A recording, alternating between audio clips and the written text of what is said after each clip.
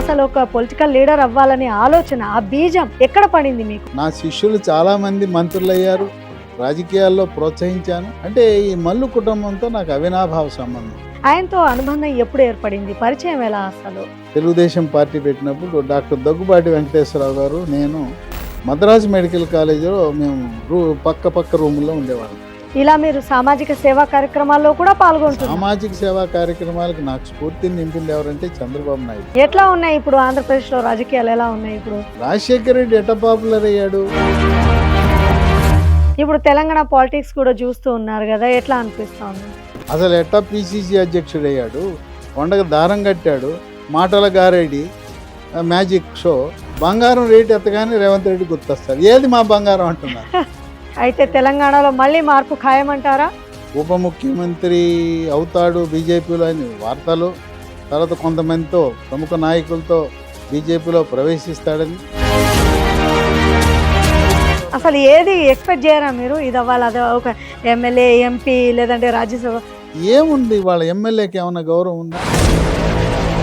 మీరు డాక్టర్గానే కాదు, పొలిటికల్ లీడర్గానే కాదు, యాక్టర్గా మా ముందు కనిపించబోతున్నారు. కొంతమంది మీరు మాట్లాడుతుంటే అక్కినేని నాగేశ్వరరావు గారు మాట్లాడినట్టుందని, ఇంకా కొంతమంది మిమ్మల్ని చూస్తుంటే అమిత్ షాలా కనపడతారని. తర్వాత సమరం గారు చూసిన తర్వాత ఇంత గ్లామరు, ఏమి గ్లామరు, తర్వాత ఆయన వీడియోలు అన్నీ చూసిన తర్వాత మా గురువు గారు ఇంత గ్లామరు, ఆయనతో పోటీ పడాలనిపించింది. నమస్తే, వెల్కమ్ టు సత్యాగ్రహి. నేను రేచల్. హెల్త్ ప్రాబ్లం ఏదైనా సరే ఆ డాక్టర్ దగ్గరికి వెళ్ళారంటే చక్కని ట్రీట్మెంట్తో పాటు మానసిక ఉల్లాసంతో ఇంటికి వెళ్ళడం ఖాయం. డాక్టర్గానే కాదు, పొలిటికల్ లీడర్గా కూడా మనకెంతో సుపరిచితమైన డాక్టర్ సిఎల్ వెంకట్రావు గారు ఇవాళ మన సత్యాగ్రహి స్టూడియోలో ఉన్నారు. అయితే డాక్టర్గానే కాకుండా పొలిటికల్ లీడర్గా సక్సెస్ఫుల్గా తన జర్నీ నడుస్తూ ఉన్న ఈ తరుణంలో మీ ఎవ్వరికీ తెలియని ఒక కోణంలో డాక్టర్ గారు ముందు మనకు కనిపించబోతున్నారు. అదేంటి తెలియాలంటే ఈ ఇంటర్వ్యూ ఎండ్ వరకు చూడాల్సిందే, మీకు ఇంకో ఆప్షనే లేదు. మనతో పాటు డాక్టర్ సిఎల్ వెంకట్రావు గారు ఉన్నారు, వారితో మాట్లాడదాం. నమస్తే డాక్టర్ గారు. నమస్తే. మిమ్మల్ని డాక్టర్ గారు అనాలా, పొలిటికల్ లీడర్గా సన్మానించాలా, నాకేమీ అర్థం కాని సిచ్యువేషన్ ఇది. ఎలా బోధించాలి మిమ్మల్ని? డాక్టర్ గారిని ఇంట్రొడ్యూస్ చేయమంటారా, పొలిటికల్ లీడర్గా ఇంట్రొడ్యూస్ నా చేయమంటారా? గౌరవం తెచ్చింది డాక్టర్ వృత్తి కనుక రాజకీయం కంటే కూడా నేను ఇష్టపడేది డాక్టరే. వచ్చే జన్మలో మళ్ళీ జన్మిస్తే డాక్టర్గానే జన్మించాలని కోరుకుంటాను. కానీ ఇప్పుడున్న ప్రస్తుతం ఉన్న కలుషిత రాజకీయాల్లో అంత విలువలు కోల్పోయినప్పుడు డాక్టర్గానే నన్ను సంబోధించాలని కోరుకుంటాను. అయితే డాక్టర్గా, పొలిటికల్ లీడర్గా అనే విషయం మనం మాట్లాడుకుందాం. First of all CL Venkatrao గారి పూర్తి పేరేంటి? కృష్ణా డిస్టిక్లో జన్మించారని విన్నాము. ఒక్కసారి మీ బ్యాక్గ్రౌండ్ మొత్తం చెప్పండి. సి అంటే చుండూరి, ఎల్ అంటే లక్ష్మి, వెంకట్రావు. ఏంటి సిఎల్ వెంకట్రావు? దానికి ఒక కథ ఉంది, చాలా ఆసక్తికరమైన కథ. నా పేరు ఎంబీబీఎస్ వరకు చుండూరి లక్ష్మి వెంకట్రావు అని రాశారు. ఒకసారి నేను ఢిల్లీకి ఇంటర్వ్యూకి వెళ్ళాను, ఎయిమ్స్లో పరీక్ష రాసి ఇంటర్వ్యూకి వెళ్ళాను. సో లక్ష్మి అని పిలిచాడు, ఎవరు లేరు. కోనయ్య లక్ష్మి అన్నాడు. నేను చెయ్యెత్తాను. అరే క్యా బాత్ కర్ రే, మై బోల్ రే లక్ష్మి, ఆప్తో మేల్ అయినా మై ఫిమేల్కో బాత్ కర్ రే అన్నాడు. అంటే లక్ష్మి అనేది ఒక్కటే పట్టుకొని నేను ఆడదాన్ని పిలుస్తుంటే నువ్వు మొగాడు నేనంటావేంటి అని చెప్పి దుర్భాషలాడి తిట్టడం మొదలెట్టాడు. వాడిని ఒప్పించడం ఇంత కష్టమైంది. ఓహో ఇట్లుందా, లక్ష్మి అని ఉండటం వల్ల నేను ఆడపిల్లని అనుకుని వాడు నన్ను దుర్భాషలాడి కొట్టి అంత పని చేశాడు. చివరికి వాడికి ఇంగ్లీష్లో సముదాయించాను. ఆ రోజులు అప్పటికి తెలుగుదేశం పార్టీ రాలా, ఎన్టీ రామారావు రాలా. మీది ఏ ఊరు అని అడిగాడు. నేను ఆంధ్రప్రదేశ్ అన్నా. వాడికి అర్థం కాల. ఏ ఊరు అన్నాడు. కర్నూలు అన్నా. కర్నూలు అంటే కుర్నూలు అంటున్నాడు వాడు అని. చివరికి వాడు నా పరిస్థితి ఏంటి, మద్రాసి అన్నాడు వాడు. ఎయిమ్స్ ఢిల్లీలో నన్ను మద్రాసి అని సంబోధించి నీ పేరులో లక్ష్మి ఉంటే వాడు కొట్టబోయాడు. ఏంటి ఇక్కడ కీతా చేస్తావా నన్ను, నేను ఆడపిల్లని పిలుస్తుంటే నువ్వు నేనంటావా అనేసి. ఓ దీనికి లాభం లేదని అప్పుడు సికి ఎల్ అని పెట్టడం మొదలెట్టాను. ఓ అది కథ. దాని వెనకాల స్టోరీ. ఎందుకు చాలామంది అడుగుతారు ఎల్ అంటే ఇంకోటి కూడా ఉంది. అసలు ఆ లక్ష్మి అని ఎందుకు పెట్టారంటే మా తాతగారి పేరు లక్ష్మీనారాయణ. ఉమ్. మా తండ్రి గారు వాళ్ళ తండ్రి పేరు పెట్టుకోవాలని లక్ష్మి అని తగిలిచ్చాడు. అట్లా లక్ష్మి ఎందుకు పెట్టా అంటే లక్ష్మీనారాయణ పేరులో లక్ష్మి వచ్చింది. బాబా. సో ఇప్పుడు ఈ ఈ సిఎల్ అంటే చాలామందికి తెలవదు. తర్వాత వెంకట్రావులు చాలామంది ఉంటారు. కానీ వెంకట్రావు అని చెప్తే ఏ వెంకట్రావు అని అడుగుతారు. కనుక ఎవరైనా కావాలంటే సిఎల్ అంటే తప్పనిచ్చి నన్ను గుర్తుపట్టరు. ఇట్లాగే మా క్లాస్మేట్ ఒక ఆయన వచ్చాడు. నేను మెడ్విన్ హాస్పిటల్లో పనిచేస్తాను. అక్కడ గ్యాస్ట్రోఎంట్రాలజిస్టు. మా క్లాస్మేట్ వచ్చాడు. వచ్చి రిసెప్షన్లో నా పూర్తి పేరు చెప్పాడు అక్కడ. ఏమన్నాడు, ఆయన ఇంటి పేరు చెప్పకుండా, ఇక్కడ లక్ష్మీ వెంకట్రావు అని ఉన్నాడు, నేను ఆయన కలవాలంటే, ఇట్లాంటి వాళ్ళు ఎవరు లేవరయ్యా అని డాక్టర్ అని చెప్పినా కూడా ఉండే రిసెప్షనిస్టు లక్ష్మీ వెంకట్రావు ఎవరు లేవుపో అన్నాడు. ఉన్నాడమ్మా అంటే ఇక ఏ స్థాయికి వచ్చిందంటే ఘర్షణ పెరిగిపోయి సెక్యూరిటీ వాళ్ళు వచ్చి ఈయన్ని నెట్టడం మొదలెట్టారు. అట్లా లక్ష్మీ వెంకట్రావు అని మా క్లాస్మేట్లు అందరూ ఇప్పుడు కూడా లక్ష్మీ వెంకట్రావు అంటారు. మేము మా కర్నూలు మెడికల్ కాలేజ్ చదువుకున్న వాళ్ళందరూ మేము కలిసినప్పుడు కొంతమంది నన్ను లక్ష్మి అంటారు. ఏమయ్యా లక్ష్మీ వెంకట్రావు అంటారు. మా గురువు లక్ష్మీ వెంకట్రావు అంటారు. ఇది కథ. అందుకని మీరు ఎప్పుడైనా అడగలేదా మీ పేరెంట్స్ని, ఏంటి నా పేరుతో ఇన్ని తలనొప్పులు వచ్చేసాయని? అవును, వచ్చినప్పుడు దాన్ని నేనే కనుక్కున్నాను కదా పరిష్కార మార్గం. ఫుల్ స్టాప్ పెట్టి ఎల్ పెట్టేస్తే అయిపోయింది కదా. మీకు కనుక నచ్చిందా లక్ష్మి? అట్లాగే ఎవరైనా కూడా ఎవరినన్నా ఇంకోరిని కలవాలన్నప్పుడు ఓ రాజకీయ నాయకుడినో అధికారినో డాక్టర్ వెంకట్రావు అంటే గుర్తుపట్టరు. ఫోన్లో కూడా నేను డాక్టర్ వెంకట్రావు అంటే ఎవరయ్యా నువ్వు అని అంటాడు. నేను డాక్టర్ సిఎల్ వెంకట్రావు అంటే చెప్పండి టక్కున డాక్టర్ గారు అంటారు. గుర్తుపడతారు. అందుకని ఆ సీఎల్కి అంత ప్రాధాన్యత వచ్చింది. తర్వాత నా స్నేహితులు కొంతమంది ఉన్నారు, నా చిన్ననాటి స్నేహితులు. ఇప్పుడు మల్లు రవి ఉన్నాడు. మల్లు రవి, డాక్టర్ మల్లు రవి, మేమిద్దరం సమకాలికం. జూనియర్ డాక్టర్స్ సంఘాన్ని స్థాపించిందే మేము. ఏ ఇయర్లో ఆంధ్రప్రదేశ్ జూనియర్ డాక్టర్స్ సంఘాన్ని 1978లో స్థాపించి ఆయన ఆ వ్యవస్థాపక అధ్యక్షుడు ఆయన అయితే, నేను వ్యవస్థాపక ప్రధాన కార్యదర్శి. ఆ జూనియర్ డాక్టర్స్ సంఘానికి రాజ్యాంగం రాసింది మేము. నేను కర్నూలులో చదివేవాడిని, మల్లు రవి డాక్టరు ఆయన గాంధీ మెడికల్ కాలేజ్లో చదివాడు. ఆ విధంగా అప్పటి నుంచి కూడా ఇప్పటికి కూడా ఆయన పార్టీ వేరు, ఆయనేమో కాంగ్రెసు, దాన్నే వాళ్ళ అన్న అప్పటి నుంచి ఇప్పుడు దాకా ఉన్నాడు. నేనేమో తెలుగుదేశంలో కొంతకాలం ఉండి ఇప్పుడు ప్రస్తుతం బీజేపీలో ఉన్నా. ఎంత ఉన్నా స్నేహితులం కదా, బాగా దగ్గర స్నేహితులం. ఇప్పుడు కూడా ఏమంటాడు, సిఎల్ అంటాడు, పేరు పెట్టి పిలవడు. అరే సిఎల్ ఫోన్ ఉంటే చేయరా, ఏం సిఎల్ బాగున్నావు అంటాడు. ఫోన్లో కూడా సిఎల్ అంటాడు. అట్లాగే బట్టి విక్రమార్క, మల్లు బట్టి విక్రమార్క, ఆయన కూడా నాకు చిన్ననాటి నుంచి పరిచయం. మల్లు రవి ద్వారా వాళ్ళ అన్న బట్టి విక్రమార్క ప్రస్తుత తెలంగాణ ఉప ముఖ్యమంత్రి. ఆయన కూడా మాట్లాడేటప్పుడు సందర్భంగా ఒక పేషెంట్ పంపాలన్నా ఏదైనా కావాలన్నా మన సిఎల్ సార్ని కలవరా అంటాడు. ఇప్పుడు మదిరి నియోజకవర్గం ఉంది, లేదా ఖమ్మం వాళ్ళు ఉన్నారు, లేదా మా స్నేహితులు అంటే సిఎల్ఏ అంటాడు. అట్లా కొంతమంది సిఎల్ అంటాం కూడా అలవాటు. అట్లా మా క్లాస్మేట్లు కూడా కొంతమంది సిఎల్ అంటారు. డాక్టర్ సిఎల్ అనరు, సిఎల్ అంటుంటారు. ఆ విధంగా డాక్టర్ సిఎల్ అంటేనే ప్రజలకు తెలుసు, కానీ వెంకట్రావు అంటే తెలియదు. డాక్టర్ వెంకట్రావు అంటే అంత ప్రజలకు తెలవదు. అట్లాగే యూట్యూబ్ వ్యూవర్స్ కూడా అందరూ కూడా డాక్టర్ సిఎల్ వెంకట్రావు.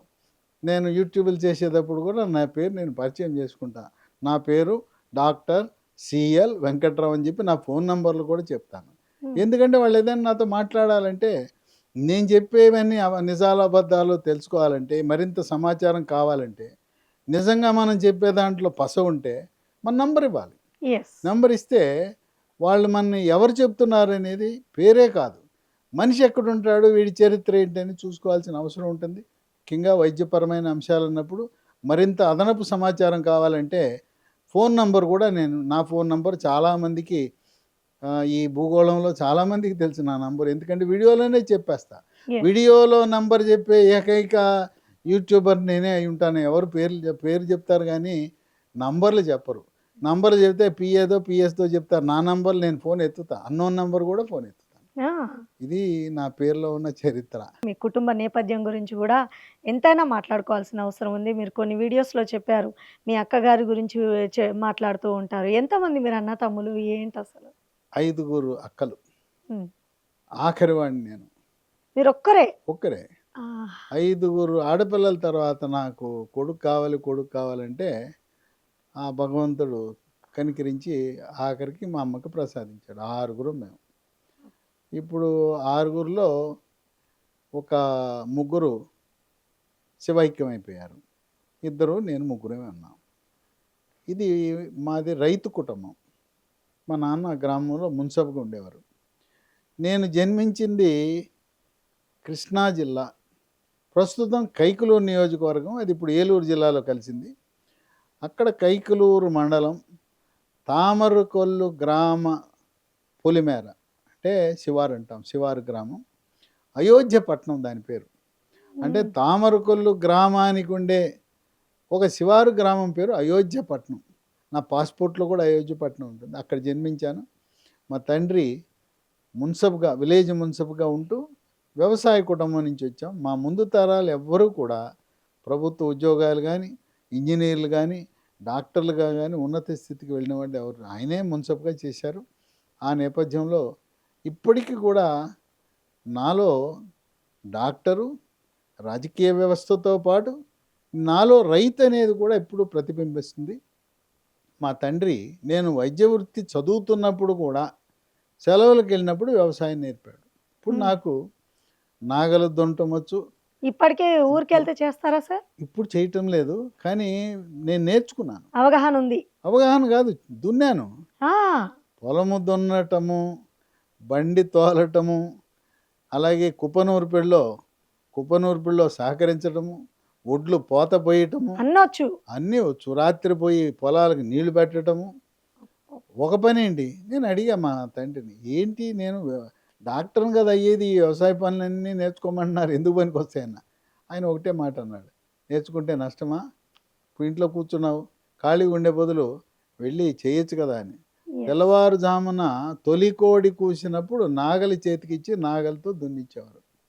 ఆ విధంగా నాలో రైతు కోణం కూడా లోపల ఉంది. యెస్. రైతుల సమస్యలు తెలుసు. వ్యవసాయం గురించి ముఖ్యంగా వరి పంట, మినుములు, పెసలు, వేరుశనగ ఈ పంటల గురించి పూర్తి అవగాహన ఉంది. ఎందుకు అడగాల్సొచ్చిందంటే సార్, మీ కుటుంబ నేపథ్యం గురించి. మీరు డాక్టర్‌గా ఉంటూనే పొలిటికల్ లీడర్‌గా గూడా ఎంతో ప్రముఖులు మీరు.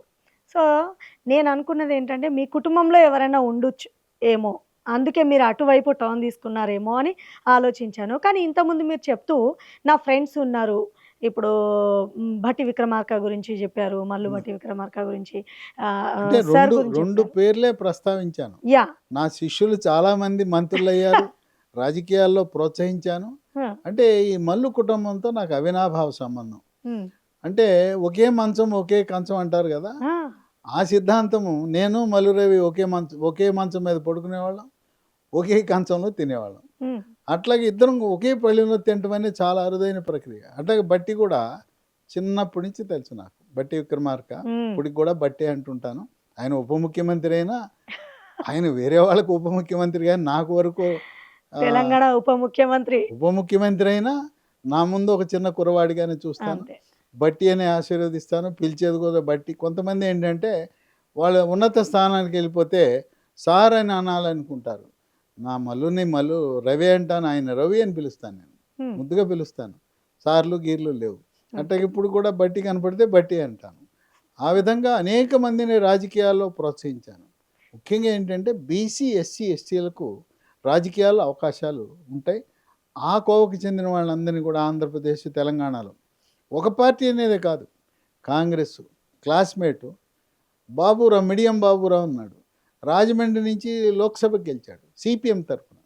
కనుక ఎక్కడైనా కూడా మేధావులు, విజ్ఞులు, నీతివంతులు రాజకీయాల్లో ఉండాలి. వివిధ పార్టీలను కోరుకుంటాను గానీ, ఈ పార్టీలో ఉండని నేనెప్పుడు చెప్పను. ఇప్పుడు మీ రాజకీయ ప్రస్థానము మీ ఫ్రెండ్స్ ఉన్నారు కాబట్టి స్టార్ట్ అయిందా?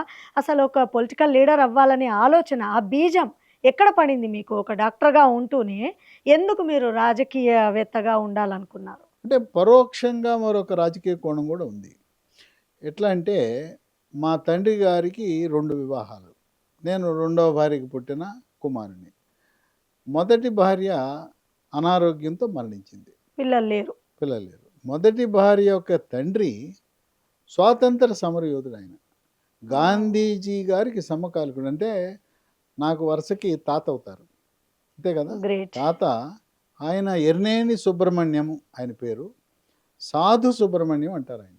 ఆయన కృష్ణా జిల్లా గుడివాడ సమీపంలో గుడ్లవల్లేరు మండలము అంగలూరు గ్రామం నుంచి ఆయన జన్మించారు. ఆయన కొమరువోలు సమీపం, అంటే కొమరువోలు అంటే ఎన్టీ రామారావు గారు అత్తగారు ఊరు, బసవతారకం గారి ఊరు. అక్కడ గాంధీ ఆశ్రమాన్ని స్థాపించారు.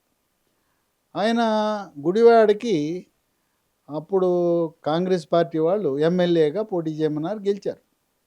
గుడివాడకి ఈ ఎర్నేని సుబ్రహ్మణ్యం గారు, సాధు సుబ్రహ్మణ్యం గారు అంటే మా తండ్రి గారికి మామగారే కదా ఆయన. తండ్రి గారి మామగారు ఎమ్మెల్యే. తర్వాత మా నాన్నగారు వివాహం ఆడిన మా మారుడి తల్లి అంటాం కదా, సవతి తల్లి అని ఉండి, ఆమె చెల్లెలు ఈయన మరణించిన తర్వాత మళ్ళీ ఎమ్మెల్యే అయింది. ఆ విధంగా గుడివాడ నియోజకవర్గం సుమారు 7 సంవత్సరాల పాటు మా తండ్రి గారి మామగారు, తండ్రి గారి మరదలు అక్కడ ఎమ్మెల్యేగా పనిచేయడం కొంత ప్రభావం చూపింది. ఇంకోటి ఏంటంటే కర్నూలు వైద్య కళాశాలలో విద్యను అభ్యసించేటప్పుడు అక్కడ రాజకీయాల పట్ల ఆసక్తి. అప్పట్లో నేను వైద్య కళాశాలలో చదువుతున్నప్పుడు చంద్రబాబు నాయుడు ఎస్వి యూనివర్సిటీలో విద్యార్థి రాజకీయాలు, అట్లాగే రాజశేఖర్ రెడ్డి గుల్బర్గాలో వైద్య విద్యను అభ్యసిస్తూ రాజకీయాల్లో ఉండటం, నేను కర్నూలు వైద్య కళాశాల అంటే ఆ రోజున ఎస్వి యూనివర్సిటీకి అనుబంధంగా ఉండేది. ఆ విధంగా ఇవన్నీ చూస్తూ రాజకీయాల పట్ల ప్రభావితం, సేవ చేయటానికి ఒక మంచి అవకాశము రాజకీయాలు అనే భావంతో మా తాతగారి వారసత్వం ఉంది. అంటే ఆ రోజుల్లో నాకు తెలిసిన రాజకీయం అంటే మనకున్న ఆస్తులను హారతి కర్పూరంలా కరిగించుకుని మన డబ్బు ఖర్చు పెట్టి మంచి పేరు కోసం రాజకీయాల్లోకి వచ్చేవారు. ఇప్పుడు ఈనాటి రాజకీయం అనేది ఒక వ్యాపారం అయింది. పెట్టుబడి పెట్టడం, వడ్డీతో సహా సంపాదించుకోవటం అనేది ఈరోజు ఆనవాయితీ. ఆ రోజుల్లో నాకు తెలిసిన రాజకీయాలు ఎవరు ఓటర్ అనేవాడు డబ్బు తీసుకునేవాడు కాదు. ఇవాళ ఆశ్చర్యం వేస్తుంది. నాకు తెలిసి డబ్బు తీసుకోలేదు. తర్వాత 5 రూపాయలు 10 రూపాయల నుంచి మొదలై ఈరోజు ఓటుకి 5,000 రూపాయలు వచ్చిందంటే ఏంటి ఇది? ఇప్పుడు మీ రాజకీయ సిద్ధాంతం ఏంటంటారు? నా రాజకీయ సిద్ధాంతము ఓటర్కి డబ్బులు ఇవ్వకూడదు. మనం సేవ చేయాలంటే వాడు స్వచ్ఛందంగా ఓటు వేస్తే సేవ చేస్తాం. కానీ వాళ్ళు ఏమంటున్నారు, ఏమయ్యా నీకేంటి చేసేది పో, నేను 3,000 పెట్టి నేను కొనుక్కున్నా, 5,000 పెట్టి నేను కొనుక్కున్నా, ఏంటి నీకు చేసేది? మళ్ళీ నువ్వు ఓటు మీ అబ్బాయి ఊళ్ళో లేకపోయినా కూడా లెక్కగట్టి 6 ఓట్లు ఉన్నాయని లెక్కగట్టి తీసుకున్నావు. మీ అబ్బాయి అసలు ఊళ్ళోనే లేడు, వాడు హైదరాబాద్లో ఉన్నాడని చెప్పి డిమాండ్ చేసి వాడేదో జన్మ హక్కులాగా మా ఇంట్లో 6 ఓట్లుండ ఇవ్వని 3 పార్టీల దగ్గర డబ్బులు తీసుకున్నాడు. ఇదే ఆ రాజకీయం. అలాంటి రాజకీయాన్ని కాదు నేను కోరుకుంది. అందువల్ల నేను రాజకీయాల్లో సేవ చేయాలని వచ్చాను. అంటే రాజకీయాల్లో సేవ ఎట్లంటే ప్రజల హృదయాన్ని దోచుకోవటానికి వాళ్ళకి విద్యలో సహకరించడం, వైద్యం చేయటం, అట్లాగే ఉపాధి కల్పన, ఈ రకంగా సహకరించడం అనేది నా యొక్క ఆలోచన విధానం. రాజకీయాల్లో సేవ ద్వారా ప్రజల మనసులను దోచుకుని ఓట్లు కొలగొట్టాలని చేయాలి. కానీ ఇగో 5,000 పెట్టి కొనుక్కోవటం, సీసాలు పెట్టి కొనుక్కోవటం, వీళ్ళకు కూడా సిగ్గుండద్దు. 5,000 3,000 తీసుకోవటం. నువ్వు 5 ఏళ్ళకి ప్రజల్లో కూడా మార్పు రావాలి. రావాలి కదా. ఆ ఒక్కరోజు ఇచ్చాడు, తర్వాత నిన్ను కుక్క కంటే హీనంగా చూస్తున్నాడు కదా ఓటర్ని. అది మనం చేసుకుందే కదా. అసలు వాడు రానివ్వటం లేదు. కొంతమంది అయితే వాడు గెలిచి వెళ్ళిపోతాడు, మళ్ళీ నామినేషన్ వేయడానికి వస్తాడు. ఈ లోపల ఎవడు పట్టించుకునేవాడు ఉండడు. రోడ్లు అధ్వానం, మంచినీళ్ళు ఉండవు, ఏముండవు. ఏమన్నా అంటే నేను మరి సంపాదించుకోవాలి కదా, మీకే కదా ఇచ్చింది, నేను సంపాదించుకోవాలి కదా, అందుకని వెళ్ళిపోతున్నా, వెళ్ళిపోయి మళ్ళీ ఎన్నికల ముందు వస్తుంది. ఈ టాపిక్ ఎక్కడికో వెళ్ళిపోతుంది. చంద్రబాబు నాయుడు గారి గురించి మీ కాలేజ్ డేస్లో చెప్తూ ఒకసారి చెప్పారు. ఆయనతో అనుబంధం ఎప్పుడు ఏర్పడింది, పరిచయం ఎలా అసలు? కాలేజ్ డేస్ అప్పుడు విద్యార్థి దశలో ఎస్వి యూనివర్సిటీలో ఆయన ఒక ప్రముఖ విద్యార్థి నాయకుడు. ఆయన రాజగోపాల్ నాయుడు గారి అనుచరుడిగా కాంగ్రెస్ రాజకీయాల్లో ఆయన పనిచేయటం జరిగింది. అప్పట్లో వేరే పార్టీలు లేవు. ఇక్కడ కూడా కర్నూలులో నేను ఆ కాంగ్రెస్ పార్టీ సిద్ధాంతంతోనే వాళ్ళతో కొంత అనుసంధానంగా ఉంటాం. నా విద్యార్థి దశ నుంచి వైఎస్ రాజశేఖర రెడ్డితో పరిచయం ఉంది. ఎందుకంటే ఆయనది పులివెందల. ఆయన గుల్బర్గా నుంచి వెళ్ళేటప్పుడు ఆయన స్నేహితులు కర్నూలులో ఉండేవారు. కర్నూలులో ఆగేవాడు. కర్నూలులో పరిచయం. ఆ పరిచయం ఆయన ముఖ్యమంత్రి అయినా కూడా ముందు రాజశేఖర్ గారు రాజశేఖర రెడ్డి వాళ్ళిద్దరూ సమాంతరం, సమకాలికులు. ఏ దాదాపు ఇయర్ సార్ ఇది? ఇది నేను చెప్పేది 72 నుంచి 78 వరకు. Okay, okay. అప్పుడు వాళ్ళిద్దరు కూడా విద్యార్థులే. ఈయనేమో ఎస్వి యూనివర్సిటీ విద్యార్థి, ఈయనేమో గుల్బర్గా ఎంఆర్ మెడికల్ కాలేజ్ విద్యార్థి. ఆ విధంగా వాళ్ళతో మాట్లాడటం, కలవటం, దానివల్ల కొంత ప్రభావితమై అయితే 1982లో తెలుగుదేశం పార్టీ పెట్టినప్పుడు డాక్టర్ దగ్గుబాటి వెంకటేశ్వరరావు గారు, నేను మద్రాసు మెడికల్ కాలేజీలో మేము పక్క రూముల్లో ఉండేవాళ్ళం. హాస్టల్ అప్పటికి డాక్టర్ మీరు అప్పటికి డాక్టర్ చదువుతున్నారు. పీజీ చదువుతున్నాను. హాస్టల్ మేట్ ఆయన ఉండి మా మామగారు అక్కడే పెళ్ళయింది. నేను ఉండగానే హాస్టల్లో ఉండగానే పెళ్ళయింది. పురంధరేశ్వరి గారితో అప్పుడు వివాహం జరిగింది. ఈయనేమో ఎగ్మోర్ చిల్డ్రన్ హాస్పిటల్, పిల్లల హాస్పిటల్లో సీనియర్ హౌస్ సర్జన్, తర్వాత ఎండి చేరాడు. సరే పెళ్ళి అప్పుడు జరిగింది. అయిన తర్వాత పార్టీ పెట్టినాక నన్ను ఆహ్వానించాడు, రమ్మన్నాడు. నేను రానన్నా. ఎందుకు అన్నాడు. ఇప్పుడు మనం ఒకసారి రాజకీయాల్లోకి వెళ్ళాక మళ్ళీ వైద్య వృత్తికి వెనక రాగలమా? రాలేము.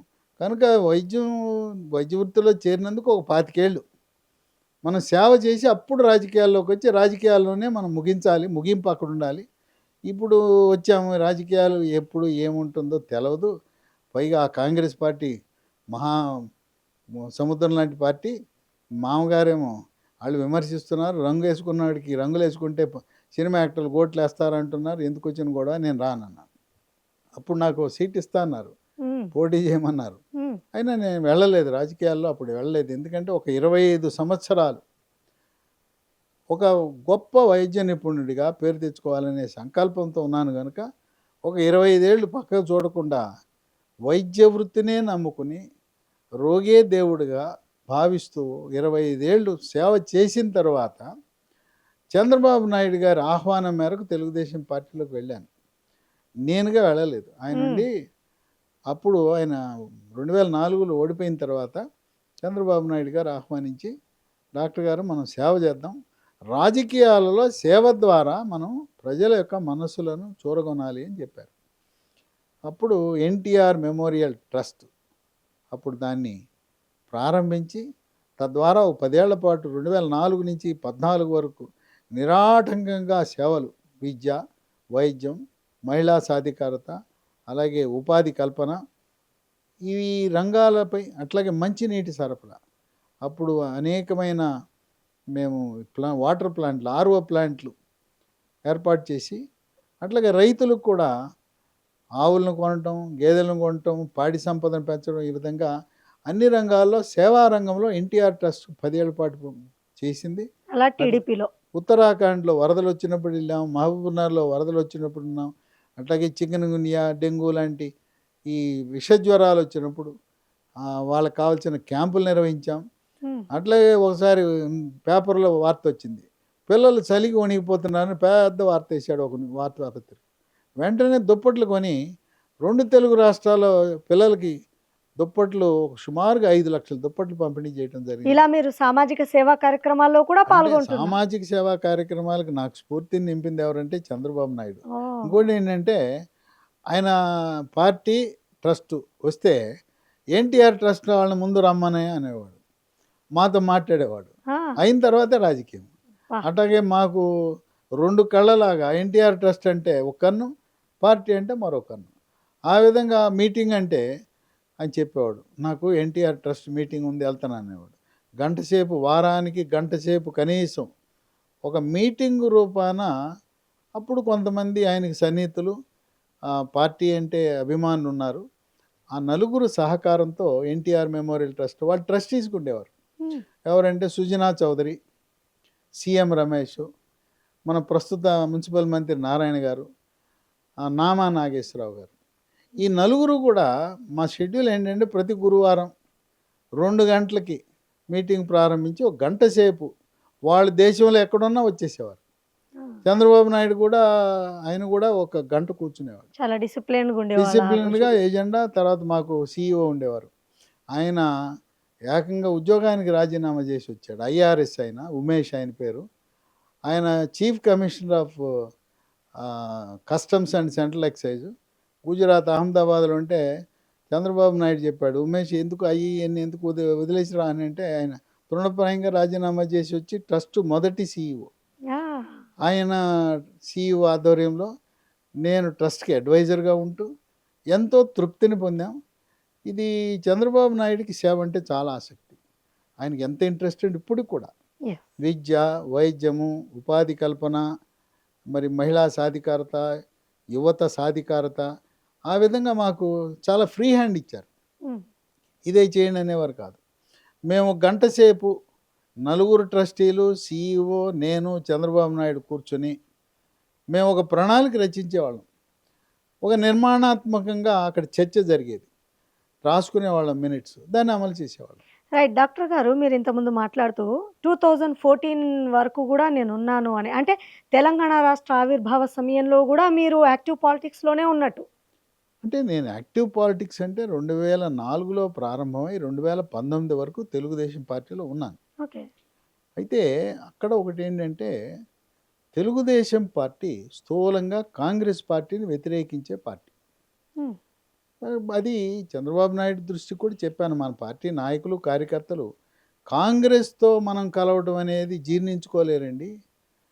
ఆ తర్వాత జనసేన, బీజేపీ పార్టీలతో దూరం అవడం కూడా మన వాళ్ళు అంత ఇష్టపడలేదు అని చెప్పాను.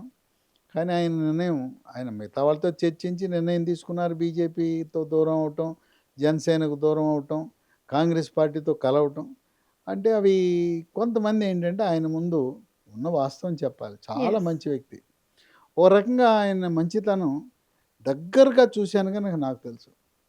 చంద్రబాబు నాయుడు లాంటి వ్యక్తి మనం చూడము. కాకపోతే ఏంటంటే, ఆయనకి కొంతమంది వచ్చి భజన చేస్తుంటారు. ఇది ఎక్కడైనా ఉంది డాక్టర్ గారు. కాదు ఆయన ఇప్పుడు భజన చేసేవాళ్ళు ఎందుకు భజన చేస్తున్నారు, వ్యక్తిగత ప్రయోజనాలు కానీ గుర్తించాలి. ఇంకోటి, ఆయనకి నిజాలు చెప్తుంటే ఆయనకి జీర్ణించుకోలేరు. ఇప్పుడు నిజాలు చేదుగానే ఉంటాయి. సిఎల్ వెంకట్రావు అనేవాడు నీ యొక్క భక్తుడు. ఆంజనేయుడు రాముడి దగ్గర ఎట్టా భక్తుడో, ఆంజనేయుడు రాముడికి భక్తుడు. తప్పు ఎప్పుడు కీడనే తలపెట్టడు. నాకు వ్యాపార ప్రయోజనాలు లేవు, పదవీకాంక్ష అంతకంటే లేదు, ఏమీ లేనప్పుడు ఉన్న వాస్తవాలు చెప్పాలి కదా. అంటే మీరు ఏ పదవులు ఆశించలేదా? ఆయనకే ఆయన పిలిచి నన్ను పార్టీలోకి ఆహ్వానించి నన్ను ఒక నియోజకవర్గ ఇన్ఛార్జిగా పెట్టాడు. ముదినేపల్లి దానికి, తర్వాత గుడివాడ, కైకలూరు ఆ నియోజకవర్గ ఇన్ఛార్జిగా పెట్టడం. అట్లాగే ఆరోగ్య విభాగానికి మొట్టమొదటి రాష్ట్ర అధ్యక్షుడిని చేశారు. ఎన్టీఆర్ ట్రస్ట్కు సలహాదారు చేశారు. తర్వాత అడగకుండానే మోడీ గారు 2014లో స్వచ్ఛ భారత్ కార్యక్రమం పెడితే స్వచ్ఛాంధ్ర మిషన్ అని నా కోసం ప్రత్యేకంగా ఒక వ్యవస్థను ఏర్పాటు చేసి చైర్మన్ చేశారు. ఏది అడగకుండా, ఎందుకంటే ఆయనతో ఉన్నాం. నేనేమి దరఖాస్తు పెట్టుకోవాల్సిన అవసరం లేదు, ఆయనకే ఆయన పిలిచి ఇచ్చారు. కనుక నాకు సముచిత స్థానం ఇచ్చారు, గౌరవం ఇచ్చారు, పదవి ఇచ్చారు. కానీ కార్యకర్తలు, నాయకుల మనోభావాలకు అనుకూలంగా మనం నడవటం లేదు. కాంగ్రెస్ పార్టీతో కలవటం అనేది జీర్ణించుకోలేకపోతున్నారు. అట్లాగే బీజేపీ, జనసేనకు దూరం అవటం, జనసేనకు దూరం అవటం వల్ల కాపు సామాజిక వర్గం దూరం అవటం, ఇవన్నీ కూడా కొంచెం మా బాధ కలిగించింది. సరే, అయినా ఆయనతో పాటు 2019 వరకు ప్రయాణం చేసిన తర్వాత ఏకాకిగా ఉన్న తెలుగుదేశం పార్టీ, అక్కడ మోడీ గారిని చూశాను. మోడీ గారు చేసే పనులు కానీ, ఆయన చేస్తున్న దేశం కోసం, ధర్మం కోసం, ఇల్లు లేక, కుటుంబం లేక, నా మరణం తర్వాత నాకంటూ నయా పైసా లేని వ్యక్తి ఇంతవరకు చరిత్రలో మిగిలే ఏకైక ప్రధానమంత్రి మోదీ. ఆయన యొక్క చేస్తున్న పనుల పట్ల ఆకర్షితునై బీజేపీలో చేరాను. తర్వాత నిష్ఠతో పనిచేసే వాళ్ళు, దేశం కోసం, ధర్మం కోసం త్యాగం చేసే వ్యక్తులు ఎవరంటే ఆర్ఎస్ఎస్ వాళ్ళు. కనుక నేను ఆర్ఎస్ఎస్లో చేరాను. సో ఇవాళ క్రమశిక్షణ కలిగిన ఆర్ఎస్ఎస్ కార్యకర్తగా, బీజేపీ కార్యకర్తగా. అయితే నాకు చంద్రబాబు నాయుడుతో చక్కటి సత్సంబంధాలు ఉన్నాయి. నన్ను ఆహ్వానించినప్పుడు ఒక చిన్న చిరు కోరిక. ఏంటి కోరాను? పదవి అడగలేదు, ఏం అడగలేదు. మీరు బతికున్నంత కాలంగా ఎప్పుడు కలవాలన్నా ఇంటర్వ్యూ మా పిఏని అడుగు, పిఎస్ని అడుగు, ఇంటర్వ్యూ అడగకుండా మిమ్మల్ని కలిసే వెసులుబాటు కల్పించమన్నా. మీరు ముఖ్యమంత్రి అయినా, దేశానికి అధిపతి అయినా, ప్రధానమంత్రి అయినా, రాష్ట్రపతి అయినా, ఉపరాష్ట్రపతి అయినా నా కోరిక మీ పిఏ, పిఎస్‌ని అపాయింట్మెంట్ అనేది అన్నట్టు. ఎక్కడైనా కలిసే వెసులుబాటు. కారు దిగినా, నడుస్తున్నప్పుడు ఇంటర్వ్యూ, లిఫ్ట్‌లో ఏమన్నారు? ఏముంది ఆయన ఓకే అన్నారు. ఇప్పటి వరకు ఓకే. కూడా ఇప్పుడు నేను ముఖ్యమంత్రి కార్యాలయానికి ఆంధ్రప్రదేశ్‌లో వెళ్తే ఆ! నాకు ఆయన ఆ రోజు కలవాలనుకుంటే కలిసేస్తాను. ఎట్లా తర్వాత ఉన్నాయి ఇప్పుడు ఆంధ్రప్రదేశ్‌లో రాజకీయాలు ఎలా ఉన్నాయి ఇప్పుడు? రాజకీయాలంటే చంద్రబాబు నాయుడు గారు అలాంటి వ్యక్తి మనకు రాడు, రాబోడు. హ్మ్. ఒకానొకప్పుడు రాజశేఖర్ రెడ్డి గారు అనేది ఆయన ఏంటంటే ఈ డబ్బు ఖర్చు పెట్టడంలో ఎక్స్‌పర్ట్. ఈయన 2004 వరకు చంద్రబాబు నాయుడు గారు రూపాయి, పైసా పైసా సంపద సృష్టించాడు. సంపద సృష్టిస్తే ఉన్న సంపదనంతా 1,00,00,000,00,000 అదేదో నదులు, ప్రాజెక్టులు అని చెప్పేసి జలయజ్ఞం అని పేరు పెట్టి మొత్తం హరించుకుపోయినాయి. కనుక ఆ విధంగా రాజశేఖర రెడ్డి ఎట్ట పాపులర్ అయ్యాడు? సంపద సృష్టించలా. ఆర్థికపరమైన క్రమశిక్షణ లేదు. చంద్రబాబు నాయుడుకి ఆర్థిక క్రమశిక్షణ ఉంది. ఆయన ఒక గ్రేట్ విజనరీ. ఆయన మా రాజశేఖర రెడ్డి ఆయన ఏంటి మంచోడే. కాకపోతే పాపులర్ లీడరు. పాపులర్ ఏంటేంటి? అది రూలో ఏమి లేదు. చెయ్యి చేసేయటం. హ్మ్. ఆడెవడో వస్తాడు. ఇవ్వు కాంట్రాక్ట్ అంటాడు. చంద్రబాబు నాయుడు కాంట్రాక్ట్లు అట్ట ఇవ్వడు. హ్మ్. పద్ధతి ప్రకారం పో అంటాడు. హ్మ్. రూల్సు, నియమ నిబంధనలు, రాజ్యాంగ పద్ధతులు పాటించేది ఎవరంటే చంద్రబాబు నాయుడు. బాబా! ఐఏఎస్ అధికారులు కానీ ఎవరైనా ఎక్స్పర్ట్లు నైపుణ్యం కలిగిన వాళ్ళు చెప్తే వింటాడు. హ్మ్. రాజశేఖర రెడ్డి అన్నాడు చేయవయ్యా అంటాడు. యాహ్! ఆ రకంగా చంద్రబాబు నాయుడు యొక్క పరిపాలనా విధానం హ్మ్. చాలా బాగుంటుంది. ఇంకోటి యాహ్! ఏంటంటే ఎక్కడ కనపడినా ఆయన ఇంటర్వ్యూ రా నా రూమ్కి రా కూర్చుందామన్నాడు. తర్వాత నేను ట్రస్ట్లో ఉన్నప్పుడు కానీ, పార్టీలో ఉన్నప్పుడు కానీ, ప్రభుత్వం నిర్వహించేటప్పుడు కానీ ఏదైనా ఉంటే ఒక్క నిమిషమే లేకపోతే లిఫ్ట్లోనే మాట్లాడుకునేవాళ్ళం. ఆ! ఇంకా ఏదైనా కావాలంటే లిఫ్ట్ ఆగి ఉండేది పూర్తి చేసుకునేవాళ్ళం. లేదా ఎక్కువ కారు అంటాడు. ఆ విధంగా నాకు ఆయనతో ఒక రకమైన పూర్వానుబంధం అనాలి. కానీ ఒక రైట్. రకంగా నాకు బాధే. హ్మ్. ఎందుకు చంద్రబాబు నాయుడుకి దూరంగా ఉన్నాననేసి. ఎందుకంటే మాకు ఆ కెమిస్ట్రీ కలిసింది. ఎప్పుడు దూరంగా ఉన్నాను అంటే అంటే కొంచెం దూరం అంటే గ్యాప్ వచ్చిందా? గ్యాప్ ఏం రాలా. హ్మ్. పోనీ ఏమో ఒంటరి ప్రయాణం చేస్తున్నాడు. హ్మ్. ఓడిపోయాము. హ్మ్. 2019లో ఓడిపోయాము. హ్మ్. మిగతా పార్టీలు సహకరిస్తాయి. నేను ముందు నుంచి చెప్పుకుంటూ వచ్చా. 3 పార్టీలు కలుస్తాయి. చంద్రబాబు నాయుడు 2024లో ముఖ్యమంత్రి అవుతాడని నేను వీడియోలు చేసిన ఏకైక వ్యక్తి 3 ఏళ్ల ముందు నేనే. జనసేన కలుస్తుంది, బీజేపీ కలుస్తుందని చెప్పాను. అప్పుడే ఊహించారు మీరు. అప్పుడే ఫోర్‌కాస్ట్, దూరదృష్టి, కాలజ్ఞానం అనండి చెప్పాను. వీడియోలు కూడా ఉన్నాయి. హ్మ్. ఆయనంటే నాకు వల్లమాలిన అభిమానం. ఆయన పద్ధతులు నచ్చినాయి. ఆయన సేవాభావం, సర్వీస్ అని. అట్లాగే ఇప్పుడెలా ఉంది తనతో? బాగానే ఉంది మేమిద్దరం. ఎందుకంటే కూటమి కదా! కూటమి ధర్మం కదా! ఎన్ని యాహ్! సార్లైనా కలవచ్చు. ఆ! ఏదైనా ఎళ్లి చెప్తే వెంటనే ఆయన చెప్పింది బాగుందంటే ఇది చేయండి అంటాడు. హ్మ్. కనుక నేను తెలుగుదేశం పార్టీలో ఉన్నప్పుడు ఎలాంటి పొగడుందో నేను బీజేపీలో ఉన్నా కూడా అలాగే ఉంది. కానీ ఓకే. నేను ఆ రోజు ఎందుకంటే సమయం వృధా కాకూడదు. ఈ ఒంటరి పోరు, ఒంటరిగా వెళ్ళటము, మళ్ళీ అధికారంలోకి రావటమా, లేదా నాయకులంతా నిర్వీర్యమైపోయి సా ఒక రకంగా పక్షవాతం వచ్చినట్టు, పెరాలిసిస్ వచ్చినట్టు అయిపోయింది పార్టీకి. హ్మ్. మేమేంటంటే 2004లో ఓటమి చెందిన తర్వాత పుంజుకున్నాం. హ్మ్. మళ్ళీ 2009లో జనసేన పార్టీ వల్ల ఈ జయప్రకాష్ నారాయణ పెట్టాడు ఒక పార్టీ. ఆయన లోక్‌సత్తా లోక్ సత్తా. పార్టీ. ఆ 2 పార్టీల వల్లనే చంద్రబాబు నాయుడు తెలుగుదేశం పార్టీ ఓడిపోయింది. అయినా రిజల్ట్స్ రాగానే కూర్చొని ఏం పర్వాలేదులెండి సార్. కమాన్ మళ్ళీ మనం ఉంది సేవ చేసుకుందాం. మళ్ళీ వస్తామని చెప్పి ఓటమి చెందిన అధైర్యపడకుండా మనకొచ్చిన ఛాలెంజెస్‌ని అవకాశాలుగా మార్చుకోవాలని చెప్తాడాయన. అబ్బబ్బా! ఆయన ఎప్పుడూ నిరుత్సాహపడరు. రైట్. తర్వాత సేవ అంటే చాలా ఇష్టం. మరి 7 నెలల పాటు ఆయనతో పాటు వస్తున్నా మీకోసం అనే యాత్ర. హ్మ్. 210 రోజులు. ఇక 2 తెలుగు రాష్ట్రాలు తిరిగాం. ఈ 2 తెలుగు రాష్ట్రాలంటే నాకో డౌటొచ్చింది. కేసీఆర్ గారితో ఎప్పుడు ఏర్పడింది మీకు అనుబంధము? కేసీఆర్ గారు ఆయన తెలుగుదేశం పార్టీ నుంచే కదా ఎళ్ళింది. ఆ! తెలుగుదేశం పార్టీలో మానవ వనరుల విభాగానికి అధిపతిగా ఉండేవారు. హ్మ్. ఆయన చక్కటి ప్రసంగాలు ఇచ్చేవాడు. శిక్షణలో మాటకారి. ఆ విధంగా అక్కడ తెలుగుదేశం పార్టీలో ఉండి రవాణా మంత్రిగా ఉన్నారు. ఆయన కూడా చాలా డౌన్ టు ఎర్త్. ఎందుకంటే చిన్న స్థాయి నుంచి ఎదిగొచ్చిన వ్యక్తి. కనుక ఆ రకంగా కేసీఆర్ తర్వాత ఆ ఉద్యమానికి నేను చంద్రబాబు నాయుడు గారు కూడా చెప్పడం జరిగింది. ఒకానొక సమయంలో మనము 2 కళ్ళ సిద్ధాంతం వద్దని చెప్పిన వ్యక్తుల్లో నేను ఒకడిని. హ్మ్. వద్దు 2 కళ్ళు వద్దు. మన కన్ను ఆంధ్రప్రదేశ్, వాళ్ళ కన్ను తెలంగాణ. ఆంధ్రోళ్ళు ఎందుకు తెలంగాణలో అంటున్నప్పుడు మనకెందుకండి అని చెప్తే కొంచెం బాధపడ్డారాయన. హ్మ్. ఏంటి నువ్వు కూడా ఉండి 2 కళ్ళు సిద్ధాంతం నేనంటుంటే నువ్వు ఒక్కను సిద్ధాంతం ఉండవేంటి అన్నాడు. నేను గోరంట్ల బుచ్చయ్య చౌదరి గారు ఉన్నారు రాజమండ్రి. హ్మ్. మేమిద్దరం కూడా కొంచెం వాణి వినిపించాం. ఎందుకంటే ప్రజల యొక్క నాడిని తెలుసుకుని చెప్పాం. మనం వద్దండి సమైక్యాంధ్ర కట్టుబడి ఉండవద్దు. వద్దు మన ఆంధ్ర మనకుంటది. వాళ్ళది వాళ్ళకుంటది. ఎందుకొచ్చిందండి? ఇది ఎప్పుడో 1972లో జయాంధ్ర ఉద్యమం వచ్చినప్పుడే వేరుపడవలసింది. కాకాని వెంకటరత్నం, బివి సుబ్బారెడ్డి గారు, వెంకయ్య నాయుడు గారు వీళ్ళందరూ ఆనాడు చేస్తే, ఆ ఇందిరాగాంధీ మసిపూసి మారేడుకాయ చేసి ఏదో 6 పాయింట్ ఫార్ములాని తగిలిచ్చి కలిపి ఉంచింది. బలవంతంగా పెట్టింది. అసలు 69లో తెలంగాణ ఉద్యమం వచ్చింది. అప్పుడు వేరిపోయినా ఓకే. లేకపోతే 72లో వేరుపడి ఉండాల్సింది. ఇప్పటికే లేట్ అయింది అని చంద్రబాబు నాయుడు గారితో ఒకటన్నా. అయ్యా మీరున్నప్పుడు రాష్ట్రం ఏర్పడితే మీరు అభివృద్ధి చేస్తారు. వచ్చే తరం వాళ్ళు ఏం చేస్తారో లేదో కనుక మంచిదేనండి వేరుపడిపోదాము. ఆళ్ళదాళ్ళకే మనది మనకే అని నేను సమర్థించాను. హ్మ్. ఎందుకంటే నేను పుట్టింది కృష్ణా జిల్లా, చదివింది కర్నూలు, స్థిరపడింది తెలంగాణ. తెలంగాణలో. తెలంగాణలో ఎందుకు వచ్చాను? రాష్ట్ర రాజధాని కనుక నేను సర్జికల్ గ్యాస్ట్రోఎంట్రాలజిస్ట్గా నా సేవలు అందించడానికి ఒక రాజధాని కావాలని వచ్చాను కానీ నేను తెలంగాణ ఏం రాలా. ఇప్పుడు తెలంగాణ పాలిటిక్స్ కూడా చూస్తూ ఉన్నారు గదా! ఎట్లా అనిపిస్తోంది? తెలంగాణ పాలిటిక్స్ ఏముంది? ఇప్పుడు పరిస్థితి ఇప్పుడు కొండకి దారం కట్టాడు రేవంత్ రెడ్డి. హ్మ్. కొండకు దారం కడితే మామూలుగా దారం తెగాలి. కొండ వచ్చేసింది ఆయనకి. ఆ! అసలు ఎట్టా పిసిసి అధ్యక్షుడయ్యాడు. కొండకు దారం కట్టాడు.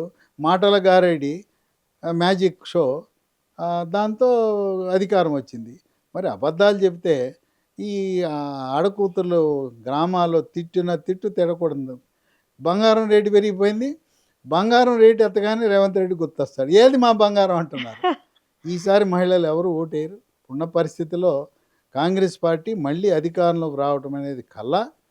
కాంగ్రెస్ పార్టీ ఎప్పుడు ఎన్నికలు జరిగినా అది జమిలి ఎన్నికలు జరగని 28లో జరగని కాంగ్రెస్ పార్టీ మళ్ళీ అధికారంలోకి రాదు, రాబోదు. ఇక్కడ పరిస్థితులు ఏంటంటే నేను అందరితో మాట్లాడుతుంటాను. అన్ని జిల్లాల వాళ్ళతో, ఉమ్మడి 10 జిల్లాల వాళ్ళతో మాట్లాడితే రైతులతో మాట్లాడతాను, ఆటో వాళ్ళతో, అట్లాగే ఈ ఓలా ఊబర్ వాళ్ళతో మాట్లాడుతుంటాను. ఏంటి పరిస్థితి అంటే సార్ ఇప్పుడు దాకా కారుకు ఓట్లేసాం, చేతికి ఓట్లేసాం. ఇప్పుడు దాకా ఎన్నడూ కూడా మేము పువ్వు గుర్తుకి కమలం, వాళ్ళు కమలం అన్న పువ్వు అంటారు, హ్మ్. పువ్వు గుర్తుకి ఎప్పుడు వేయలేదు సార్. ఏం పోయిందో ఒకసారి పువ్వుకి వేద్దాం, ఇంకిప్పుడు బీజేపీ వైపు చూస్తున్నారా? పువ్వుకి ఒకటి వేద్దాం, మోడీ గారు ఉన్నారు బాగా చేస్తున్నారు. ఈసారి మేమంతా కూడా మా ఊళ్ళలో మాట్లాడుకుంటున్నాం, ఒకసారి ఒరేయ్ పువ్వుకి వేద్దాంరా. అయితే తెలంగాణలో మళ్ళీ మార్పు ఖాయమంటారా? మార్కు దాదాపు తథ్యం. ఇప్పుడు మీరు అంటున్నారు గదా! తెలంగాణలో పువ్వు గుర్తుకి ఓ అవకాశం ఇద్దాము అని. ఇస్తే గనక బీజేపీలో ఎవరిని మీరు ఏ నాయకుడిని? ఇప్పుడు మేము బీజేపీ పార్టీ ప్రకటించేసింది. మొట్టమొదటి బీజేపీ ముఖ్యమంత్రి బీసీ అభ్యర్థి. ఓకే. బీసీ అభ్యర్థి క్లారిటీతో ఉన్నారు. చాలా స్పష్టత ఉన్నారు. 56% ఉన్న బీసీలకు కాకుండా హ్మ్. ఎప్పుడు ఒక 5% ఉన్న రెడ్లు, 1% ఉన్న వెలమలు, వీళ్ళేంటి లేదా 6% ఉన్న కమ్మవారేంటి అని చెప్పి బీసీలకు ఇవ్వాలని ప్రకటించేశారు. రేపు 29లో కానీ 28లో ఎప్పుడు జరిగిన ఎన్నికలు తెలంగాణ మొదటి బీజేపీ ముఖ్యమంత్రి బీసీ. బీసీ అభ్యర్థుల్లో కూడా దాదాపు మనం తెలుస్తుంది నాడి, ప్రజల నాడి, పార్టీ నాడి చూస్తుంటే బండి సంజయ్ ముఖ్యమంత్రి అయ్యే అవకాశాలు దాదాపు కనిపిస్తూ ఉన్నాయి. కనపడుతున్నాయి. బండి సంజయ్ ముఖ్యమంత్రి అయితే హరీష్ రావు పార్టీలోకి బీజేపీలో ప్రవేశిస్తే ఉప ముఖ్యమంత్రిగా హరీష్ రావు అయ్యే అవకాశాలు 100% కనిపిస్తున్నాయి. ఈ నాయకత్వంలో బ్రహ్మాండమైన పాలన. మొట్టమొదటిసారిగా కరీంనగర్ ఖిల్లాపై బీజేపీ జెండా ఎగరేసిన మగాడు ఎవరంటే బండి సంజయ్. ఇంతకుముందు ఎప్పుడైనా జరిగిందా? రేపు కార్పొరేషన్ ఎన్నికలు ఎక్కడ హైదరాబాద్ నగరంలో 3 కార్పొరేషన్లు వాళ్ళు భయపడి 3 ముక్కలు చేశారు. 3 ముక్కలు చేసినా కనీసం 2 ముక్కల్లో పాగా వేయాలని భారతీయ జనతా పార్టీ ఉంది. హ్మ్. గ్రేటర్ హైదరాబాద్లో ముస్లింలు కలుపుకుని వాళ్ళు కాంగ్రెస్ వాళ్ళు మాది ముస్లిం పార్టీ అని చెప్తున్నారు. వాళ్ళు ధైర్యంగా చెప్తున్నారు, మేము ముస్లింలు, ముస్లిం పార్టీ, మా కాంగ్రెస్ పార్టీ అంటే ముస్లిం పార్టీ అని చెప్తున్నారు. ఇక్కడ తెలంగాణలో హిందుత్వం అనేది వస్తుంది. బీజేపీ పార్టీ కంటే కూడా ఇప్పుడు ఈ ఆర్ఎస్ఎస్ 100 సంవత్సరాల శతాబ్ది ఉత్సవాలు మా డాక్టర్ గారే, డాక్టర్ హెడ్గేవార్, కేశవరావు హెడ్గేవార్, ఆయన నాగపూర్లో స్థాపించాడు. ఆయన జీవితాన్ని త్యాగం చేశాడు, అంకితం చేశాడు. 100 సంవత్సరాలు పూర్తవుతున్న సందర్భంలో బస్తీల్లో జరిగిన ఆర్ఎస్ఎస్ సమావేశాలు, అయితే హిందూ సమ్మేళనాలు, భారతదేశంలో 3 లక్షల హిందూ సమ్మేళనాలు జరగటం ఒక చరిత్ర. భారతదేశం అంతా కూడా జై భారత్ మాతాకి జై అని నినాదాలు, హిందుత్వంపై నడక. తెలంగాణ గెలుపుకి ఏదో అనుకున్నారు బీజేపీ నాయకుల మధ్య సఖ్యత. నాయకులు చూసి ఎవరు ఓట్లేరు. హిందుత్వము, బీజేపీ కాదు, హిందుత్వం అనే దాని మీద ఇక్కడ తెలంగాణలో గ్యారంటీగా అధికారంలోకి వచ్చేస్తుంది. హిందుత్వ ఓట్లే అత్యధికం. ఇక్కడ వాళ్ళు ఏమో చెప్పుకున్నారు కదా మాది ముస్లిం పార్టీ అని, కాంగ్రెస్ ముస్లిం పార్టీ అని చెప్పుకున్నారు కదా. చాలా సందర్భాల్లో మీ డిబేట్స్ చూస్తూ ఉన్నప్పుడు మీ ప్రత్యర్థులతో జరిగిన డిబేట్లో మీకు చాలా ఇబ్బందికరం అనిపించిన డిబేట్ ఏదైనా ఉందా? ఏదైనా టాపిక్ గురించి? అంటే ఇప్పుడు మనం ఒకటి వ్యక్తిగత విమర్శలు చేయకూడదు, తర్వాత బూతులు తిట్టకూడదు, భాష. ఇంకోటి మనకు నచ్చని నాయకుడు, ఇప్పుడు నేను సోనియా గాంధీ గురించి మాట్లాడినా, రేవంత్ రెడ్డి గురించి మాట్లాడినా వ్యక్తిగత దోషం చేయకూడదు, వాళ్ళని గౌరవించి మాట్లాడాలి. మనం పార్టీల గురించి, పార్టీ సిద్ధాంతాల గురించి మాట్లాడాలి, కానీ వ్యక్తుల గురించి, వ్యక్తిగత జీవితాల గురించి, వాళ్ళకున్న వ్యవహారాల గురించి మనం మాట్లాడకూడదు. అది తెలవదు. ఇంకోటి ఏంటంటే మనం ఏ మీడియాకు వెళ్ళినా టాపిక్ ఏంటి అనేది, లేదా ఆ రోజు కరెంట్ అఫైర్స్ మీద మాట్లాడుతుంటే పొద్దున్నే పేపర్ చదువుకుని వెళ్ళాలి. లేకుండా వచ్చేస్తూ ఉంటారు కొందరు అని మీరు చెప్పబోతున్నారు. అయ్యో రోడ్డు మీద రౌడీలు ఉంటారు, వాళ్ళు నేను ఎవరు టీవీకి పిలిస్తే వెళ్ళను, ఎందుకంటే కొడతారేమో నాకు భయం, చెప్పులు తీస్తారేమో అని భయం. నేను ఒకటే చెప్తాను, మీ ఛానల్కి నేను రాను. బూట్లు పెట్టి కొడతాడో చెప్పులు తీసి నాకేం కర్మ. ఎందుకంటే వాళ్ళు గొప్పగా ఘనంగా లైవ్లో చూపిస్తున్నారు కొట్టేది కూడా. ఏ రౌడీ ఏవో తాగుపోతాడు వచ్చి నాకేం కర్మ, ఛానల్కి వెళ్ళి కూర్చోవడం ఎందుకు. ఓ రౌడీ తాగుపోతాడు ఏదన్నా మాట్లాడితే మీ పార్టీ గెలవదన్నా వాడి కోపం వస్తుంది. ఇప్పుడు నేను రేవంత్ రెడ్డి గెలవడన్నా, నాకు ఆధారాలు ఉన్నాయి, సాక్ష్యాలు ఉన్నాయి, వ్యవహారం తెలుసు, చెప్తే వాడికి నచ్చదు, తప్పును బూటి తీసి కొడతాడు. వాడు రౌడీ, వాడికి సబ్జెక్ట్ రాదు. ఇప్పుడు నా స్థాయి మేమంతా ఇంటలెక్చువల్స్, ఎలైటు, విజ్ఞత కలిగిన వాళ్ళం. వాడు 8వ తరగతి ఫెయిల్ అయిన రౌడీని కూర్చోబెడుతున్నారు ఛానల్లో, వాడిని గొప్పగా మళ్ళీ చూపిస్తున్నారు ఆ ఛానల్లోడు. చూడు లైవ్ బ్రహ్మాండంగా కొట్టాడు, చెప్తూ కొట్టాడని. అందుకని నేను జూమ్లో తప్పనిచ్చి పొరపాటును కూడా నేను వెళ్ళను. అయితే ఇప్పుడు కూడా మెచ్చుకోవాల్సింది ఒక్క టీవీ ఉంది, ఆ టీవీ నేను బహిరంగంగా చెప్తున్నాను, ఈ టీవీ వాళ్ళు ఇట్లాంటి పిచ్చి మాటలు మాట్లాడుతుంటే వాళ్ళే పట్టుకొచ్చి అవతలకు గెంటేస్తారు. ఈ టీవీలో ఆ క్రమశిక్షణ, అసలు రౌడీలను పిలవరు, తాగుబోతాళ్ళని పిలవరు, 8వ తరగతి ఫెయిల్ అయిన వాడిని పిలవరు, దుష్ట చరిత్ర కలిగిన వాడిని పిలవరు. ఒకవేళ నోరు జారితే ఎమ్మడే పట్టుకొచ్చి తీసుకెళ్ళి బయటపారేస్తారు. అందుకని మీరు డిబేట్లలో వెళ్ళాలంటే ఈ టీవీలో వెళ్ళాలి. ఇక మిగతా ఛానల్స్లో దేంట్లో వెళ్ళినా కూడా చెప్తానో బూడితో కొడతారు. అందుకని జూమ్ అయితే నన్ను ఏం చేయలేరు కదా. అయినా ఇవాళ ఎవడు చూస్తున్నాడు? ఇప్పుడు అంతా మొత్తం యూట్యూబ్ మయమైపోతే ఈ శాటిలైట్ ఛానల్ ఎవడు చూస్తున్నాడు? శాటిలైట్ ఛానల్ వాడు ఆడు చేసిన ప్రోగ్రామ్ తెచ్చి మళ్ళీ ఆడి యూట్యూబ్లో పెట్టుకుంటుంటే కనుక ఈ శాటిలైట్ ఛానల్ ఎవరు చూసే పరిస్థితి లేదు. కనుక ఇవాళ డిబేట్లు చేపల మార్కెట్ అనేసి డిబేట్లకు విలువ పడిపోయింది. ఎందుకు పనికిరాని వెధవులు, పనికిరాని వాళ్ళే ఆ డిబేట్లో పాల్గొంటారని, రౌడీల వెధవులు అని చెప్పి ఎవరు వెళ్ళట్లేదు. అది పరిస్థితి. ఆ డిబేట్ల పరిస్థితి చాలా నీచంగా, దయనీయంగా ఉన్నాయి. సో సోషల్ మీడియా చాలా యాక్టివ్ అవుతుంది కాబట్టి మీడియా ఉంది. అసలు ఇవాళ చిన్న అసలు గ్రామాల్లో కూడా ఈ శాటిలైట్ ఛానల్ చూసేవాడు ఎవరు లేరు. సెల్ ఫోన్లో వాడికి సమయం ఉన్నప్పుడు, చిరు వ్యాపారులు ఉన్నారు, వ్యాపారం లేనప్పుడు చూసుకున్నాడు. అట్లాగే ఆటో వాడు, క్యాబ్ వాడు ఖాళీ దొరికినప్పుడు చూసుకుంటున్నాడు. తర్వాత ఊర్లలో వాళ్ళు రచ్చబండ మీద కూర్చుంటారు, మంచి టాపిక్ వస్తే, ఇప్పుడు నేను ఇది ఉన్నా ఈ టాపిక్ పెట్టుకుంటారు. ఆంధ్ర తెలంగాణలో కూడా అరే మన సిఎల్ వెంకట్రావు మాట్లాడాడు చూడరా అని చెప్పి దీన్ని ఖచ్చితంగా పెడతారు. ఎందుకంటే ఈ ఇంటర్వ్యూలో ఎవరికి తెలవని విషయాలు నేను చెప్పాను. ఎక్కడా ఎవరు మాట్లాడుకోని విషయాలు చెప్పాను. అందుకే సత్యాగ్రహి ఛానల్ చేసే ప్రయత్నం ఇదే, సత్యం బయటికి రావాలి. సత్యాగ్రహిలో సత్యాలు కొని చెప్పాను. Yes. ఇవి ఏ మీడియాకి తెలియదు, ఎవరికీ తెలియదు, ఆంధ్ర తెలంగాణ వాళ్ళకు కూడా తెలియదు. నా వ్యక్తిగత పరిచయాల గురించి కూడా చెప్పాను. ఏ ఛానల్ వాడికి ఎవరికి ఎందుకంటే తెలియదు. చాలా మందికి డాక్టర్ సిఎల్ వెంకట్రావు గారు అంటేనే ఒక డాక్టర్ అని చాలా వీడియోస్లో చూస్తూ ఉంటారు. బట్ ఆయనలో ఉన్నటువంటి ఈ రాజకీయ కోణం, ఆ వెనుక ఉన్నటువంటి స్టోరీ ఏదైతే ఉందో అది తెలుసుకోవాలని చిన్ని ప్రయత్నం. ఇప్పుడు బీజేపీ కమ్యూనిస్టులు బద్ద శత్రువులు కాదు, ప్రత్యర్థులు. మనం గమనించాలి, వాళ్ళు శత్రువులు కాదు, ఇతర పార్టీల వాళ్ళు ప్రత్యర్థులు. ఎస్. ప్రత్యర్థులైనా అప్పుడు నారాయణ గారు ఉన్నారు. నారాయణ గారు ఉన్నప్పుడు చక్కగా పలకరించుకుంటాం. అట్లని ఏదో బీజేపీను ఎర్ర జెండాలు మైత్రిని కాదు, పెద్దలను గౌరవించాలి. అలాగే కమ్యూనిస్ట్ పార్టీలో పువ్వాడ నాగేశ్వరరావు గారు ఉన్నారు, రాఘవులు గారు ఉన్నారు. ఇలాంటి పెద్దలు ఉన్నప్పుడు కలిసి మాట్లాడుకోవడంలో తప్పు లేదు. కనుక వాళ్ళు ఒక పార్టీ తరఫున సమాజం కోసం కృషి చేస్తున్నారు, వాళ్ళ భావజాలం ఒక రంగం ఉంటుంది. అందుకని రాజకీయాల్లో ప్రత్యర్థులు ఉంటారు కానీ శత్రువులు ఉంటారు.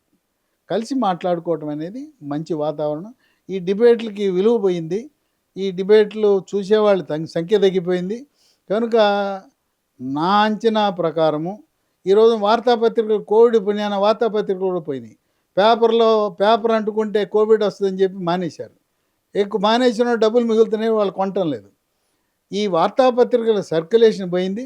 వార్తలన్నీ మనకి సెల్ ఫోన్లో వచ్చేస్తున్నాయి, దాంట్లోనే చూసేస్తున్నారు. వాళ్ళేమో నెట్ ఎడిషన్ అని పెట్టి ఇస్తున్నారు.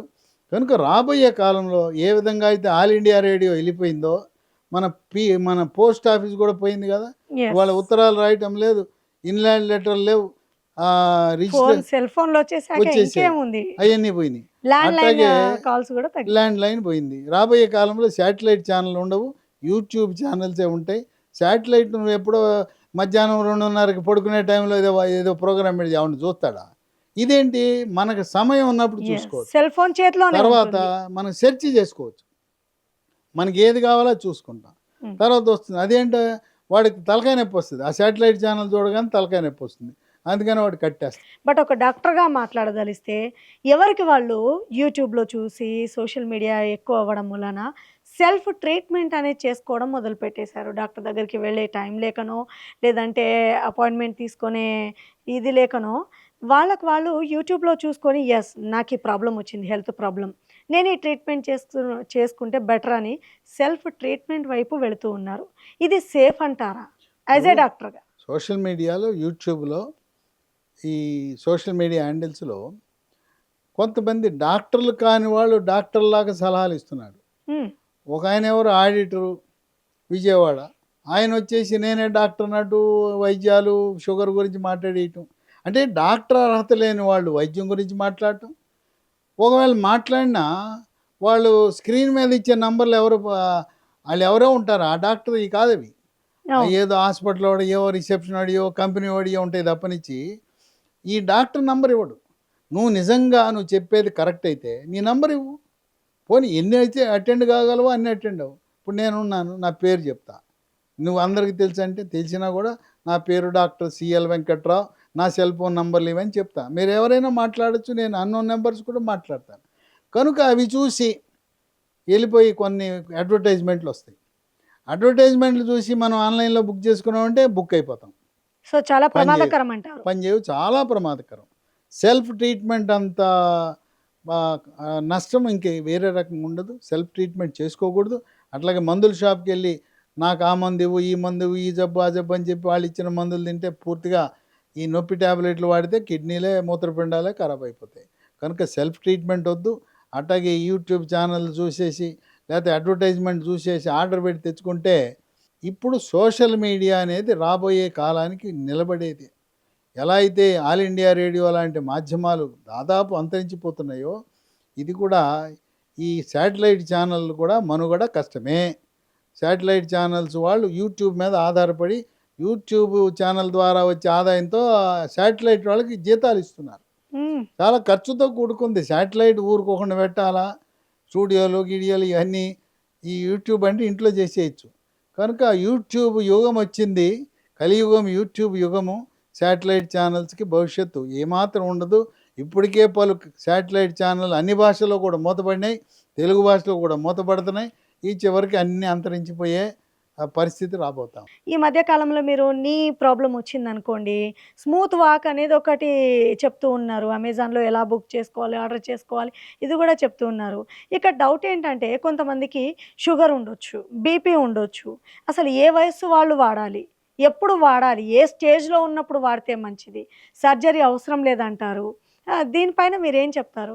అసలు నేను ఏదైనా ఒక కంపెనీ గురించి మాట్లాడాలంటే, ఒక ఛానల్‌లో చెప్పాలంటే, ముందు ఆ కంపెనీ వెళ్ళి చూసి వస్తా. హ్మ్. ఈ కంపెనీ ఎక్కడుందంట. ఓ రోజంతా తిరుగుతా. కంపెనీలో అక్కడుండే సైంటిస్టులతో మాట్లాడతా. ఆర్&డి వాళ్ళతో మాట్లాడతా. అక్కడ తయారు చేసే విధానం చూస్తాను. అన్నీ చూసొచ్చిన తర్వాత అప్పుడు పేషెంట్లకి వాడకం ప్రారంభిస్తాను. వాడకం ప్రారంభించిన తర్వాత ఓ 100 మంది వాడిన తర్వాత, ఎందుకంటే నా ఫోన్లో అసలు నేను యూట్యూబ్ మొదలెట్టిందే ఈ వీడియోలు చేయటమే కోవిడ్ అప్పుడు. అంతకుముందు అసలు నేను ఎప్పుడు కూడా వీడియోలే చేయలే. అది కూడా 2020లో ఎస్పి బాలసుబ్రహ్మణ్యం గారు ఆయన కోవిడ్ పాజిటివ్ వచ్చిందని చెప్పి ఎవడో పిలిచాడని ఒక హాస్పిటల్లో చేరాడు. ఆ! ఆయన ఇంట్లో ఉంటే బతికేవాడు. హాస్పిటల్కి వెళ్ళాడు. ఇక ఉచిరాని వైద్యాలు చేశారు. వేరే వాళ్ళ జబ్బులు అంటించేశారు. ఆ మహానుభావుడిని మన బాలుని దేవుడి దగ్గర పంపించేశారు. ఎస్పి బాలసుబ్రహ్మణ్యం. ఆ సమయంలో ఒక చికిత్సా విధానం గురించి ఎలా చేస్తారు అని నా దగ్గరికి ఛానల్స్ వాళ్ళు రావటం జరిగింది. ఆయన చికిత్సా విధానం ఎలా జరుగుతుందంటే,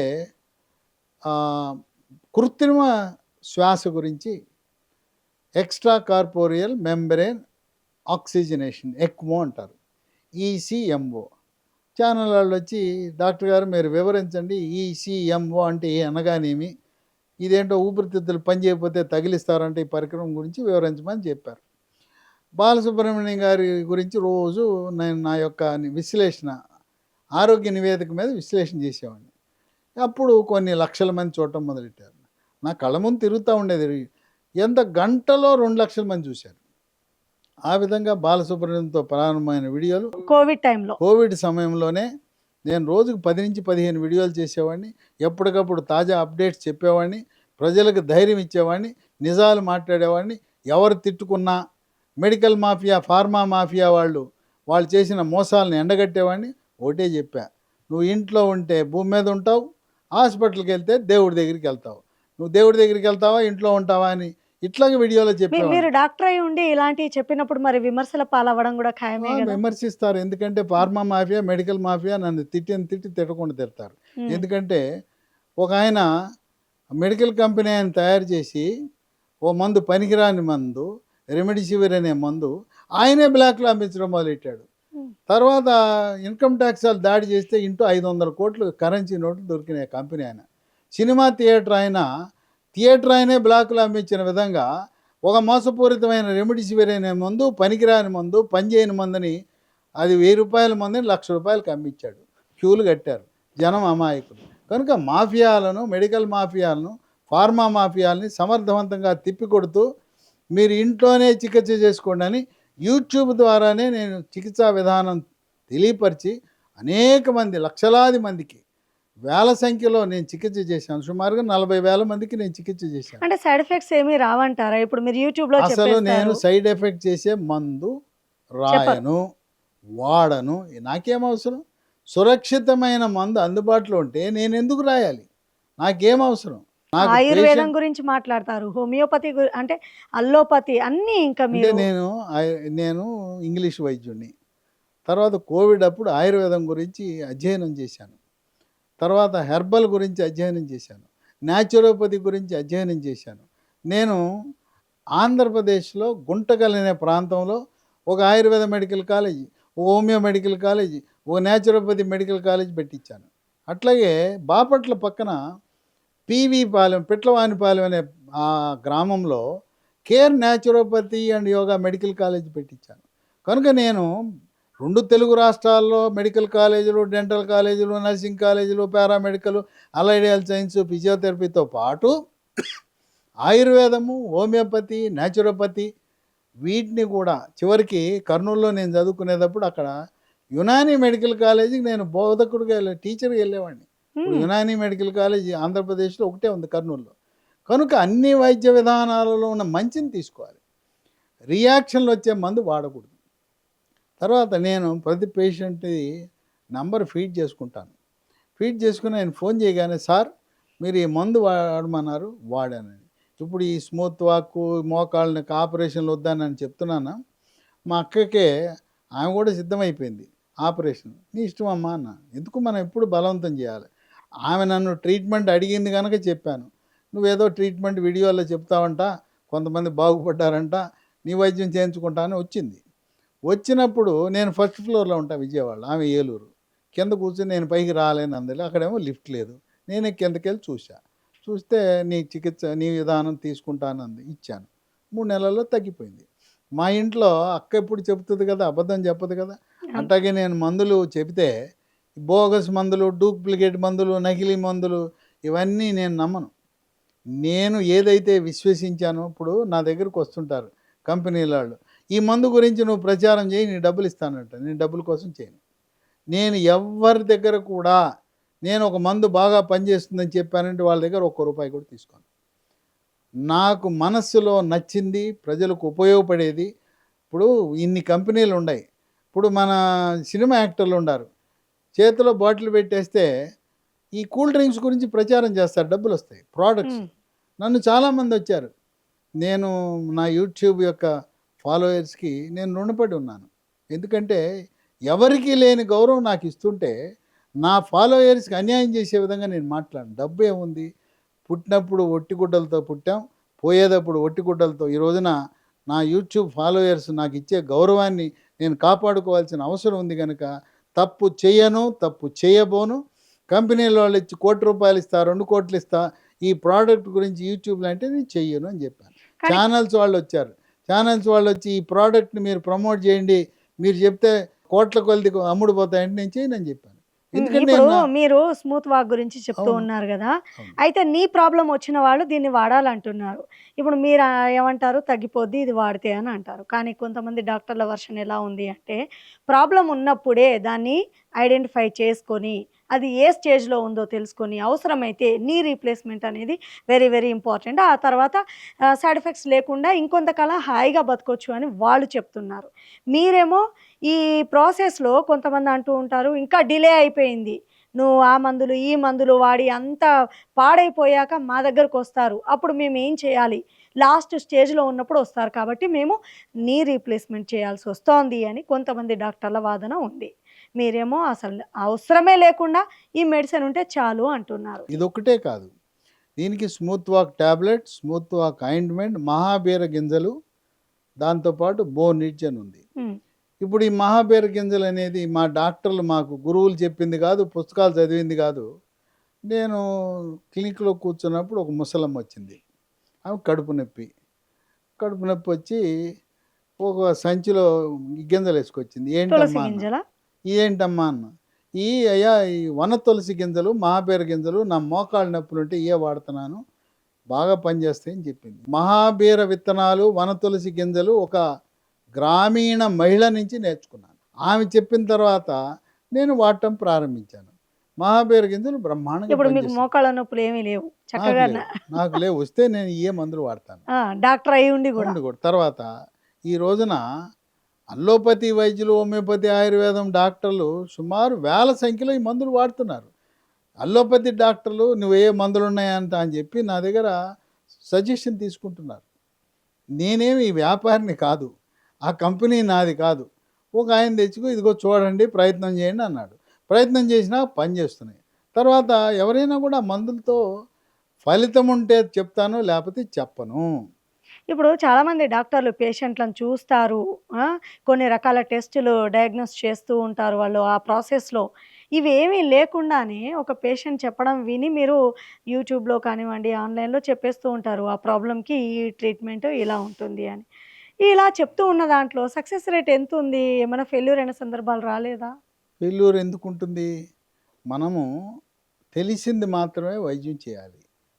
తెలవనప్పుడు ఏ స్పెషలిస్ట్ దగ్గర పంపాలో ఆ స్పెషలిస్ట్ దగ్గర పంపాలి. పంపిస్తారు. అన్నీ నేను వైద్యం చేస్తాను అన్నాం. ఇప్పుడు మీరు గ్యాస్ట్రో గురించి చెప్తారు, నీ గురించి చెప్పారు.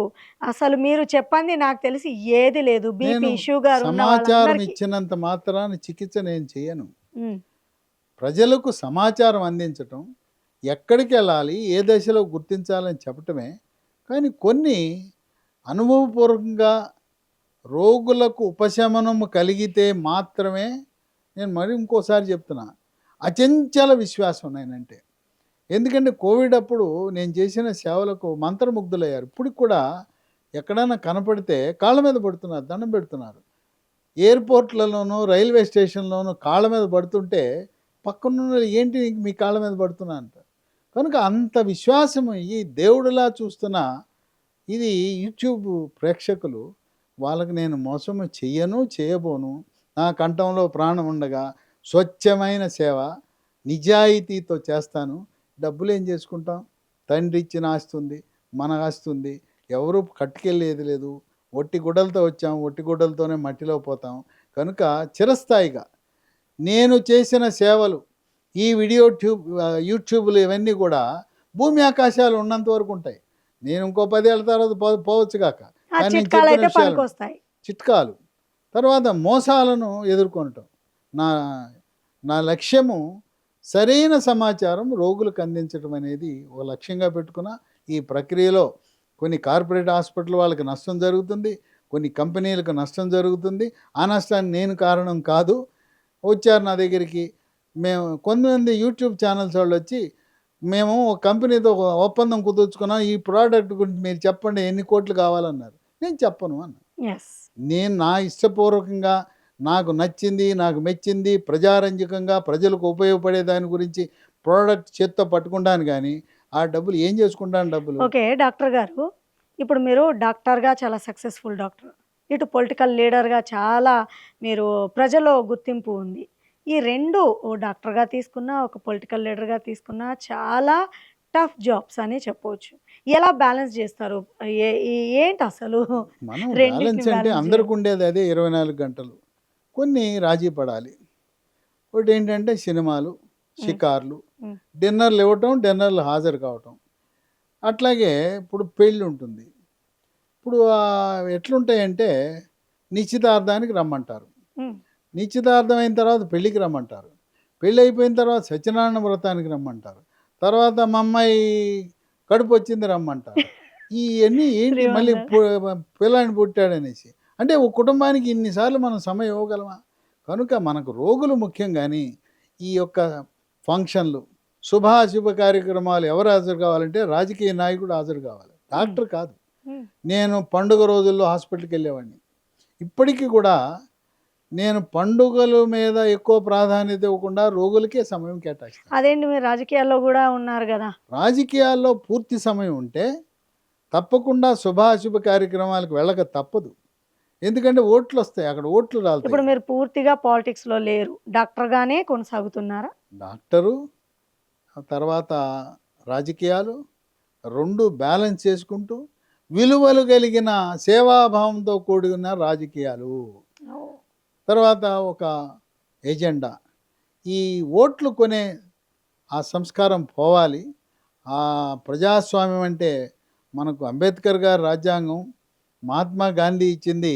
ఈ ఓట్లు కొనుక్కునే ఈ రాజ్యాంగము, ఈ యొక్క పరిపాలన, ఈ యొక్క సంస్కరణలు రావాల్సిన అవసరం ఉంది. రైట్. అది నా ఆకాంక్ష. రాజకీయము కలుషితమైంది, పోవాలి. ఇది వ్యాపారంగా కాకుండా సేవాభావంతో చేయాలి. కనుక నాకు రూపాయి ఖర్చు పెట్టే అవసరం లేదు. పదవులు వాళ్ళే పిలిచిస్తారు. ఇవాళ ముఖ్యమంత్రులైనా, మంత్రులైనా, ఐఏఎస్‌లైనా, ఐపీఎస్‌లైనా మన నడవడిక, నీతి, నిజాయితీ. ఇవాళ ఎవరికైనా ఒక మంత్రికో, ఒక ఆఫీసర్‌కో పని చెబితే వీడు ఎంత దొబ్బేశాడు, ఎంత కొట్టేశాడు అంటారు. అలా కాకుండా ముందు అది సమస్య ఏంటి అర్థం చేసుకుని, అది చట్టబద్ధత ఉన్నది అంటే మాత్రమే అవతల వారికి చెప్తాను గానీ, ఏది పడితే ఎంతటోడొచ్చినా కూడా నేను చెప్పను అని నిస్సంకోచంగా చెప్తాను. ఎందుకంటే అవతల వాళ్ళని ఇబ్బంది పెట్టకూడదు. యాజ్ ఎ డాక్టర్‌గా మీకేదైనా ప్రాబ్లమ్ వస్తే అసలు మీరు చాలా మందికి డైట్స్ చెప్తూ ఉంటారు గదా! ఇవి తినండి, అవి తినండి. ఇప్పుడు ఎముకలో కాల్షియం ఉండాలి అంటే ఈ గింజలు తినండి అని. మీరు ఫాలో అవుతారా అవన్నీ? అన్నీ ఫాలో అవుతాను. మనం ఆచరించి అవతలోడికి చెప్పాలి గానీ, మనం నేను రాగి జావ తాగి నువ్వు రాగి జావ తాగమని చెప్పాలి కానీ నేను తాగకుండా పాఠం చేతి ఉపయోగం ఏంటి? ఓకే. ప్రాక్టికల్గా మనం చేసి అవతల వాళ్ళకి చెప్పాలి. ఓకే. కనుక ఇప్పుడు మీరు గనక కాస్త రిలాక్స్ అవ్వాలి అని ఎప్పుడో ఇప్పుడు సినిమాలకు వెళ్ళానని చెప్పేసారు. మరి ఎలా రిలాక్స్ అవుతారు మీరు? నేను రిలాక్సేషన్ ఏంటి, నా రోగులు నాకు జబ్బు తగ్గిపోయింది అని ఆనందం. ఫోన్ కాల్ చేస్తారు, అయ్యా మీరు ఇచ్చిన మందులు తగ్గిపోయిందని, లేదా నేను పేషెంట్ చూసినప్పుడు తగ్గిపోయిందని చెప్తారు. అంతకంటే ఆనందం ఏం కావాలి? హ్యాపీనెస్‌తో తర్వాత రిలాక్స్ ఇంకోటి, అయిపోతారు. నేను మొత్తం స్టడీ చేసి ఏదైనా ఒక సమస్య ఉంటే ఒక అధికారి దగ్గరకో, ఒక కలెక్టరో, ఎస్పీనో, పోలీస్ ఆఫీసరో, మంత్రి దగ్గరకో లేదా ముఖ్యమంత్రి దగ్గరకో పంపించినప్పుడు వాళ్ళు వెంటనే స్పందించి చేసి పెడతారు. హ్మ్. నేను చెయ్యొచ్చు, రాజ్యాంగబద్ధము నియమ నిబంధనలకు అనుకూలంగా ఉంటేనే, నిజంగా ఒకడికి అన్యాయం జరిగిందంటే నేను చేస్తాను కానీ ఎప్పుడు కూడా అడ్డగోలు పనులు నేను ఎవరికి మీ చెప్పను. స్వార్థానికి నాకు వాడరు. స్వార్థము లేదు, అవతల వాడికి ఇబ్బంది లేదు. జరగవలసిన పని కింది స్థాయి అవినీతి వల్ల జరగకపోతే ఉన్నతాధికారులు నాతో సహకరిస్తారు. హ్మ్. అనేక మంది ఐఏఎస్ అధికారులు, ఐపీఎస్ అధికారులు నాకు స్నేహితులు ఉన్నారు. అట్లాగే న్యాయ వృత్తిలో కూడా ఉన్నారు. వాళ్ళందరూ అభాగ్యులు, నిర్భాగ్యులు, పేదలు. అట్లాగే ఈ రౌడీలు వచ్చి భూ ఆక్రమణ చేస్తారు. హ్మ్. రౌడీలు వచ్చి భూ ఆక్రమణ చేస్తే మనం సాయం చేయాలా లేదా? పాపం తప్పకుండా. అతను 30 ఏళ్ళు సర్వీస్ చేసి పెన్షన్ డబ్బుతో ఓ స్థలం కొనుక్కుంటే, కొంతమంది రౌడీలు, రాజకీయ నాయకులు అక్కడేదో ఇల్లు కట్టుకోవాలనుకుంటే భూమి పూజ చేస్తుండగా వచ్చి రౌడీ మామూలు అడుగుతారు. రైట్. ఇప్పుడు మీకు గనుక ఒకవేళ పవర్ వచ్చిందే అనుకుందాము. పాలిటిక్స్‌లో ఏదైనా పవర్ ఇచ్చారు. సో, ఈ టైంలో ఒక సోషల్ రెస్పాన్సిబిలిటీ ఉన్న ఒక పర్సన్‌గా మీరేదైనా రూల్స్ బ్రేక్ చేయాలంటే ఏది బ్రేక్ జేస్తారు? అసలు నాకు పవర్ అవసరం లేదు. ఏదున్నా కూడా పవర్‌లో ఉన్న వాళ్ళకి నేను సలహా ఇస్తున్నప్పుడు నా ఆలోచన విధానాన్ని చంద్రబాబు అసలు నాయుడు చెప్పారు. ఏది ఎక్స్‌పెక్ట్ జేయరా మీరు? ఇదవ్వాలి, అదవ్వాలి, ఒక నాకు ఎమ్మెల్యే, ఎంపీ లేదంటే రాజ్యసభ సంథింగ్ ఏముంది, వాళ్ళ ఎమ్మెల్యేకి శాసన ఏమైనా గౌరవం ఉందా? ఎంపీకి ఏమైనా గౌరవం ఏది ఉందా? వద్దా? ఎమ్మెల్సీ ఇప్పుడు గూడా వద్దా? ఉన్న ఎమ్మెల్యేలు, ఎంపీలు, ఎమ్మెల్సీలు అందరికంటే కూడా నాకు ఒక వ్యక్తిగా గౌరవం ఎక్కువ ఉంది. ఇంకేం కావాలి? హ్మ్. వాళ్ళకి లేని గౌరవం నాకు ఉన్నది. ఇప్పుడు ఇంకేమున్నది? రైట్. కనుక నేను చెప్పిన పని అవుతుంది, వాళ్ళు చెప్పిన పని చేయరు. ఎందుకంటే వాళ్ళ అక్రమాలు, అన్యాయము, లేదా ఏదో సెటిల్మెంట్లు, వ్యవహారాలు ఉంటాయి. కనుక నాకు సంతృప్తి చెందిన వ్యక్తి. హ్మ్. ఇప్పుడైనా నేను ఏదైనా వెళ్ళి నాకు అపాయింట్మెంట్ అవసరంలా, చంద్రబాబు నాయుడు కలిసి ఇది చేస్తే బాగుంటుందని ప్రజల కంటే వెంటనే బాగుంటే మీరు అమలు ఇప్పుడు చేయమంటారు. డాక్టర్‌గా ఎక్కువ సంతృప్తి పొందుతారా? ఒక రాజకీయ విశ్లేషకులన్నారు, పాలిటిక్స్‌లో ఉన్నానన్నారు. ఇలా ఎక్కువ సంతృప్తి చెందారా? దేంట్లో మీకు? నాకు సంతృప్తినిచ్చిందంటే కోవిడ్ వచ్చినప్పుడు ఇంట్లో కూర్చొని ఫోను ద్వారా, యూట్యూబ్ వీడియోల ద్వారా వాళ్ళని కాపాడినంత నాకు ఆనందం దేంట్లో రాదు. హ్మ్. నాకు గుర్తింపు కూడా ఇప్పుడు కూడా కోవిడ్ డాక్టర్ అంటారు నన్ను. ఆ విధంగా కోవిడ్‌లో ఆ 3 సంవత్సరాలు సరిగ్గా నేను ఎలా ఇందాక చెప్పాను కదా! తెలంగాణ ముఖ్యమంత్రి ఎవరు, ఉప ముఖ్యమంత్రి అన్నట్టుగా పలానా రోజు తగ్గుముఖం పడుతుంది, పలానా రోజు రెండో వేవ్ వెళ్ళిపోతుంది, మూడో వేవ్ వెళ్ళిపోతుంది. ఇవన్నీ కూడా నేను ముందే క్యాలిక్యులేషన్ వేసి చెప్పేవాడిని. అది జరిగేది. హ్మ్. కనుక ఆ విధంగా ప్రజలు నమ్మారు. కోవిడ్ నన్ను నమ్మారు, విశ్వసించారు. తెలవని వాళ్ళు కూడా ఆయన మాట విన్నారు. ఇంట్లో చికిత్స చేసుకున్న ప్రతి ఒక్కరు భూమి మీద ఉన్నారు. హ్మ్. నా మాట వినకుండా ఆక్సిజన్ పడిపోయిందని వెళ్ళారు, పైకి వెళ్ళిపోయారు, దేవుడి దగ్గరికి వెళ్ళిపోయారు. ఇప్పటికీ చెప్తుంటారు, మేము నలుగురు ఇంట్లో చికిత్స చేయించుకున్నామండి, మా వాడు వినకుండా హాస్పిటల్కి వెళ్ళాడు, దేవుడి దగ్గరికి వెళ్ళిపోయాడని. కనుక కోవిడ్ అప్పుడు నేను చేసిన సేవలు, నేను చేసినన్ని వీడియోలు రోజుకి 10 నుంచి 15 నాకు తెలుసు. ఈ టీవీ ఛానల్స్ వాళ్ళు వస్తారు, వాళ్ళ ద్వారా నాకు అంటచ్చు. అయినా కూడా ప్రజల కోసం రిస్క్ తీసుకుని ఒకేసారి రోజుకి 15 ఛానల్స్ వచ్చేవారు. హ్మ్. 15 ఇంకోటి ఏంటంటే ఒకేసారి 15 ఛానల్స్కి క్లిప్పులు పెట్టుకుని చేసే ఏకైక వ్యక్తిని నేను. 15 సర్టెన్ పైనుంచి టైమ్‌లో చెప్తారంట ఒక గదా! గంట, హ్మ్. 12 నుంచి 1 గంట వరకు పైనుంచి కింద దాకా 15 క్లిప్పులు పెట్టుకుని, ఎందుకంటే ఒకదాని మీద చెప్తే ఆడు యూట్యూబ్ వాడు స్ట్రైక్ వేస్తాడు. అవును. స్ట్రైక్ వేయకుండా అందరికీ చెప్తాను. మరి కోవిడ్ ఉన్నప్పుడు 15 మంది బయట నుంచి వచ్చి, కెమెరాలు వచ్చి, ఈ క్లిప్పులు ఇచ్చి, వైర్లు ఇచ్చి ఉన్నా నాకు రిస్కే కదా! యెస్. పోతే పోయానులే, నా సమాచారం ప్రజలకు చేరాలి, నేను పోతే పోయానని రిస్క్ తీసుకుని, తర్వాత గంట చెప్పాలంటే రోజుకి 5-6 గంటలు అధ్యయనం చేసేవాడిని. హ్మ్. అమెరికా డాక్టర్లతో జూమ్ మీటింగ్లో చికిత్స చేస్తూ వాళ్ళతో సంప్రదించి ఎప్పటికప్పుడు అధునాతన కోవిడ్ వైద్య విధానాన్ని మన ప్రజలకు అందించగలిగాను. దాంట్లో వచ్చిన తృప్తి నాకు దేంట్లోనూ రాదు. కనుక ఎమ్మెల్యే, ఎమ్మెల్సీ ఏముంటది, రాజ్యసభ, లోక్సభ ఏముండదు. ఇదొక వ్యాపారంగా తయారైంది. రాజకీయం అంటే పెట్టుబడి, మళ్ళీ లాభము. ఇదే గాని సేవ అనేది ఏ కోణాన కూడా కనపడటం లేదు. రాజకీయాల్లో నీతి అనేది నశించిపోయింది. నిజాయితీ నశించిపోయింది. అవినీతి పోయింది. ఓకే. అవినీతిమయమైపోయింది. అటువంటి రాజకీయాలు ఎందుకు? హాయిగా ఒక వ్యక్తిగా నాకు లభించే గౌరవంతో సంతోషంగా, యెస్. సుఖంగా, ఆనందంగా కానీ మా సత్యాగ్రహి ప్రేక్షకులకి నేను ఫస్ట్ బిగినింగ్‌లో చెప్పాను. మీరు డాక్టర్‌గానే కాదు, పొలిటికల్ లీడర్‌గానే కాదు, యాక్టర్‌గా ముందు మా ముందు కనిపించబోతున్నారు. ఇది వాస్తవమేనా? ఒకరిద్దరు ప్రొడ్యూసర్లు, కొంతమంది డైరెక్టర్లు, వాళ్ళకి నేను ఒక క్యారెక్టర్ పనికొస్తాననే భావం వాళ్ళకి కలిగింది. హ్మ్. కొంతమంది మీరు మాట్లాడుతుంటే అక్కినేని నాగేశ్వరరావు గారు మాట్లాడినట్టుందని, ఇంకా కొంతమంది మిమ్మల్ని చూస్తుంటే అమిత్ షాలా కనపడతారని, ఇలా వాళ్ళకి ఏవో వాళ్ళ మనసులో ఉన్నాయి. అడిగారు, నేను చెప్పాను. సరే, మనము ఇన్ని రంగాల్లో ఉన్నాం, బహుముఖ ప్రజ్ఞాశాలిగా ఉండాలనే యాక్టింగ్‌లో కూడా సంకల్పంతో వెళదాము ఇదెందుకు వదిలిపెట్టాలి. ఇక మిగిలిన నేను చిన్ననాటి స్కూల్లో, కాలేజీలో, మెడికల్ కాలేజీలో కూడా నాటకాలు వేసేవాడిని. మరి ఎందుకని సినిమాలు చూసే టైం లేకనా? అంటే టైం లేక ఇంట్రెస్ట్ వెళ్ళలేదు. లేక? నన్ను ఎప్పుడో రమ్మని అడిగారు. ఆ! అనేక పరిచయాలు ఉన్నాయి. కానీ సమయం, రోగులు ముఖ్యం గనక ఆ సినిమాలకు వెళ్తే టైం వృధా అవుతుందని చెప్పి ఇప్పుడు ఎవరైనా అవకాశం ఇస్తే ఇంకా డాక్టర్గా చెప్పండి. రామానాయుడు గారికి నేను కథ చెప్పాను. వైద్య వృత్తిలో జరుగుతున్న మోసాలన్నీ. దాన్ని తెర మీదకి ఎక్కించాడు.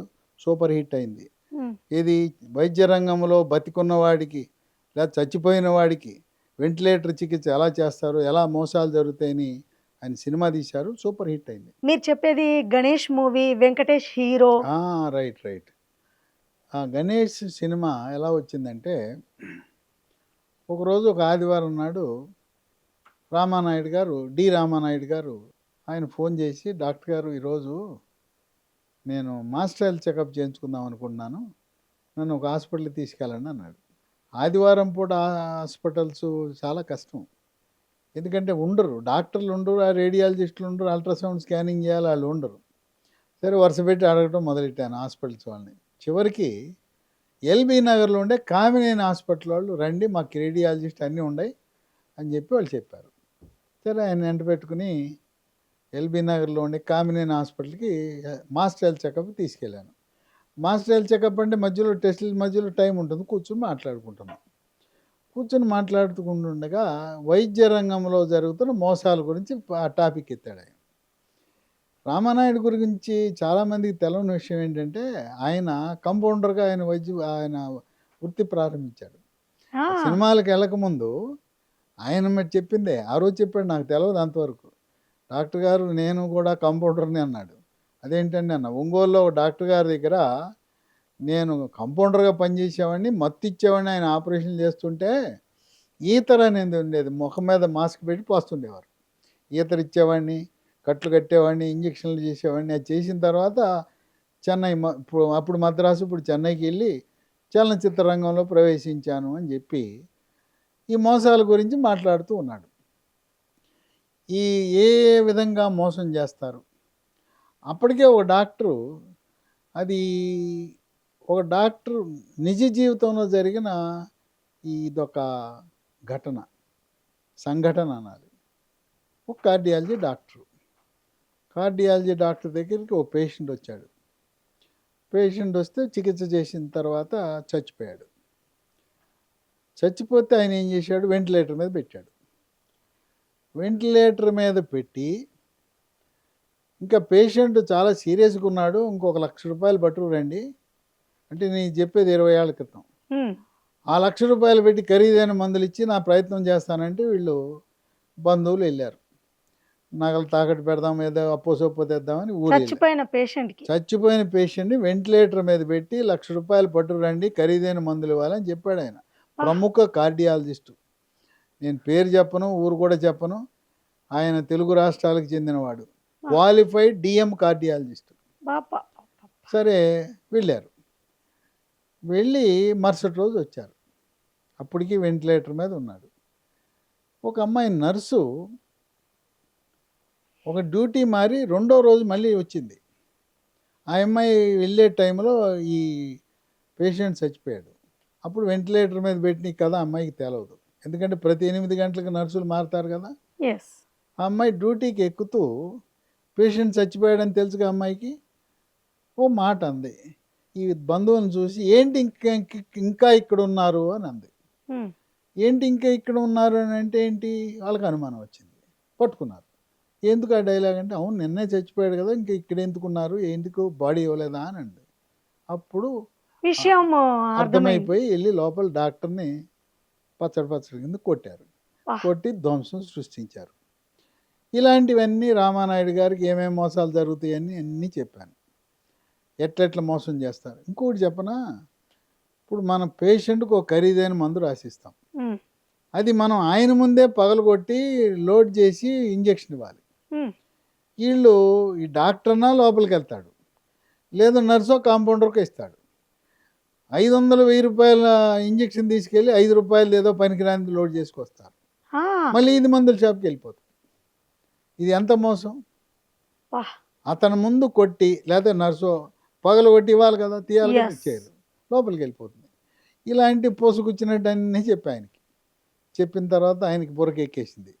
ఆయన ఏం రాసుకోవాలా, బుర్రకెక్కిచ్చేసుకున్నాడు. అని నేను సినిమా చేస్తాను అన్నాడు. తీయండి మంచిదే అన్నా. నువ్వు యాక్ట్ చేస్తావా అన్నాడు. నాకు టైం లేదండి, అంతసేపు నేను చేయలేను, నేను చేసేయని సీరియస్ ఆపరేషన్లు కనుక నాకు సమయం లేదు, దయచేసి నన్ను దాంట్లో పోనీ గెస్ట్ పాత్ర, గెస్ట్ కూడా నా వల్ల కాదు, దయచేసి వదిలేయండి అని చెప్పాను. సో అట్లా రామానాయుడు గారు గణేష్ మూవీని డాక్టర్ రంగంలో మీరు ఉన్నటువంటి చూడండి, మోసాలని గణేష్ సినిమా ఇప్పుడు కూడా చూడండి, అలా లేకపోతే మీరు ఇప్పుడు దొరికితే వీడియోలో ఉంటే చూడండి. చూసాం చాలా సార్లు. నిజంగా గణేష్లో చెప్పిన ప్రతి సన్నివేశము నేను చెప్పిందే. అవన్నీ కూడా తెరకెక్కించి ప్రజలను కొంత అవగాహన పరచడానికి ఉపయోగపడింది. ఆ విధంగా సమాజానికి మనం సేవ చేయాలి.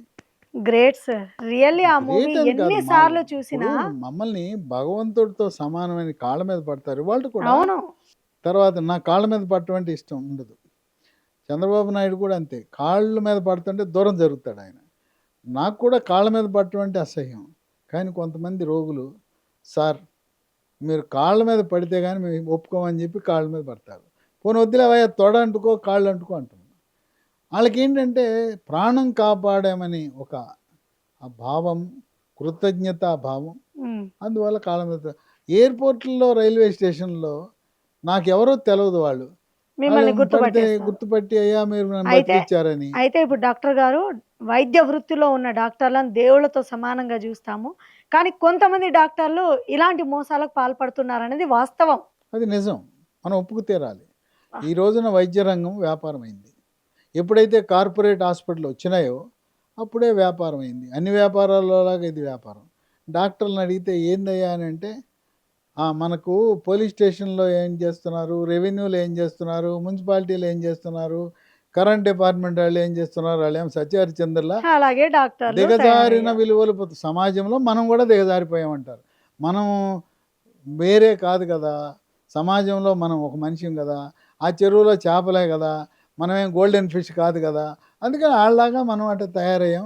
మరి హాస్పిటల్ పెట్టాక ఏదో రకంగా గడవాలి కదా, అప్పులు తెచ్చాం కదా, బ్యాంక్ వాడు వస్తున్నాడు కదా, 22 శాఖల వాళ్ళు రాష్ట్ర కేంద్ర ప్రభుత్వాలు నియంత్రణ అని చెప్పి మన దగ్గర లంచాలు వసూలు చేస్తున్నారు కదా గురు, నువ్వేంటి ఇట్ట కథలు చెప్తావని నాకు పాఠం చెప్తుంటారు.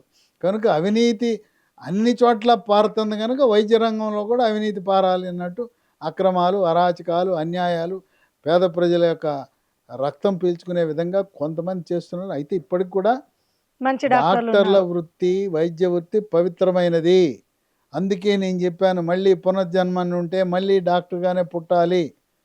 ఇటువంటి కోవిడ్ లాంటి విపత్కర పరిస్థితులు వచ్చినప్పుడు ప్రజలను చైతన్యపరచడానికి, సరైన దిశలో నడిపించడానికి ఫార్మా మాఫియాని, మెడికల్ మాఫియాని అడ్డుకొనడానికి నా లాంటి వాడు ఎంతమంది తిట్టుకున్నా నా పని నేను చేస్తూనే ఉంటాను.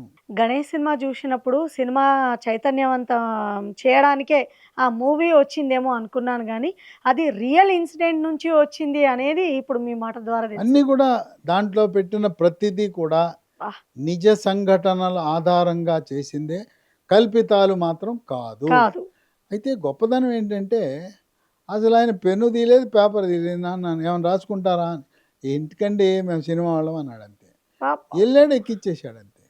ఒక్క చోటు కూడా పేపరు పెన్ను తీయకుండా చెప్పిందంతా గుర్తుపెట్టుకునే సన్నివేశాలు దాన్ని తెర మీదకి ఎక్కిచ్చేసాడు. గ్రేట్ మ్యాన్ రామానాయుడు గారు. ఆయన ఎంతో స్ఫూర్తి ప్రదాత, చలనచిత్ర రంగంలో ఒక లెజెండ్ లాంటి వాళ్ళు. అలాంటి వారు మనకు తెలుగు చలనచిత్ర రంగంలో గర్వకారణంగా మనం భావించాలి. రామానాయుడు గారు అందరితో పరిచయాలు ఉన్నాయి కనుక ఇప్పుడు ఎవరైనా కోరితే, ఇంకోటి నన్ను అక్కడ కూర్చోబెడితే నాకు నచ్చదు. ఇప్పుడు యాక్టింగ్ చేస్తా అంటున్నారు కదా, ఎలాంటి క్యారెక్టర్స్ అయితే యాక్టింగ్ చేస్తారు? డాక్టర్ గానేనా? అందులో ఏది ఇచ్చినా పొలిటికల్ లీడర్ గా, పొలిటికల్ లీడర్గా చేస్తాను, యాక్టర్గా చేస్తాను. ఆయన ఎవరో మీరు అమిత్ షా పాత్ర అంటే చేస్తాను. డాక్టరే కాదు, ఏది చేయమన్నా చేస్తాను. ఎందుకంటే మనం ఎప్పుడు ఇప్పుడు నవరసాలు అంటారు కదా, నవరసాలు మన అన్నంలో రకరకాల కూరలు పచ్చళ్ళు అన్నట్టుగా ఈ మిగిలింది అది ఒకటే కదా. నేను ఆ బిగ్ స్క్రీన్ మీద ఎప్పుడు కనలా, బుల్లితెర మీద వచ్చాను. బుల్లితెర మీద ఎప్పుడు బ్లాక్ అండ్ వైట్ టీవీ ఉన్నప్పటి నుంచి ఉన్నాను. సో ఇప్పుడు వెండి తెర మీద కనిపించాలనే ఆశ ఉంది. వెండి తెర ఆశ అన్న నేను, అవకాశం ఇస్తే. ఇప్పుడు కూడా రాజకీయాల్లో ఏదైనా బాధ్యత ఇచ్చి పిలిచి ఇవ్వాలి నాకు, అంతేగాని నేను దరఖాస్తులు పెట్టను. ఇప్పుడు చంద్రబాబు నాయుడు అయినా లేదా మోదీ గారైనా ఎవరైనా కేంద్ర రాష్ట్ర ప్రభుత్వాలు డాక్టర్ గారు ఈ బాధ్యత ఇస్తున్నారంటే అది ఒక ఉద్యోగస్తుల్లా పనిచేస్తాను. నాకు స్వచ్ఛ భారత్ చైర్మన్కి ఇచ్చినప్పుడు ఒక ఉద్యోగస్తుల్లా పనిచేశాను.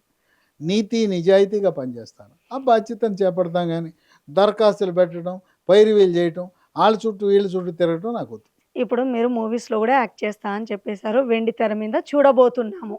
ఈ ఇంటర్వ్యూలో లాస్ట్లో ఒక సస్పెన్స్ ఉంది, ఇంకో కోణం చూపించబోతున్నాను డాక్టర్ సిఎల్ వెంకట్రావు గారిలో అని చెప్పాను కదా, అది ఇదే.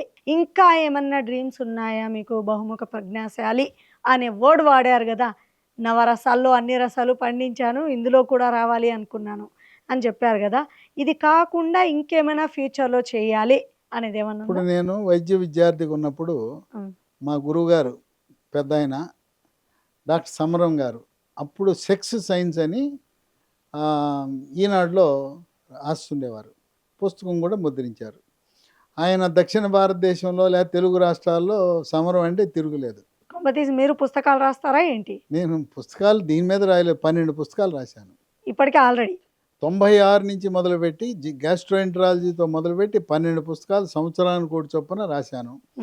యూట్యూబ్ చెప్పాను కదా, ఈ ట్యూబులు వచ్చిన తర్వాత ఎట్టయితే అది వెళ్ళిపోయిందో, వార్తాపత్రికలు శాటిలైట్లు వెళ్ళిపోయినాయో, ఈ పుస్తకాలు చదివేవాళ్ళు తగ్గిపోయారు. అందుకని రాయడం మానేశాను. 12 పుస్తకాలు రాసిన తర్వాత సమరం గారిని చూసిన తర్వాత ఇంత గ్లామరు, ఏమి గ్లామరు, తర్వాత ఆయన వీడియోలు అన్నీ చూసిన తర్వాత మా గురువు గారు ఇంత గ్లామరు, ఆయనతో పోటీ పడాలనిపించింది.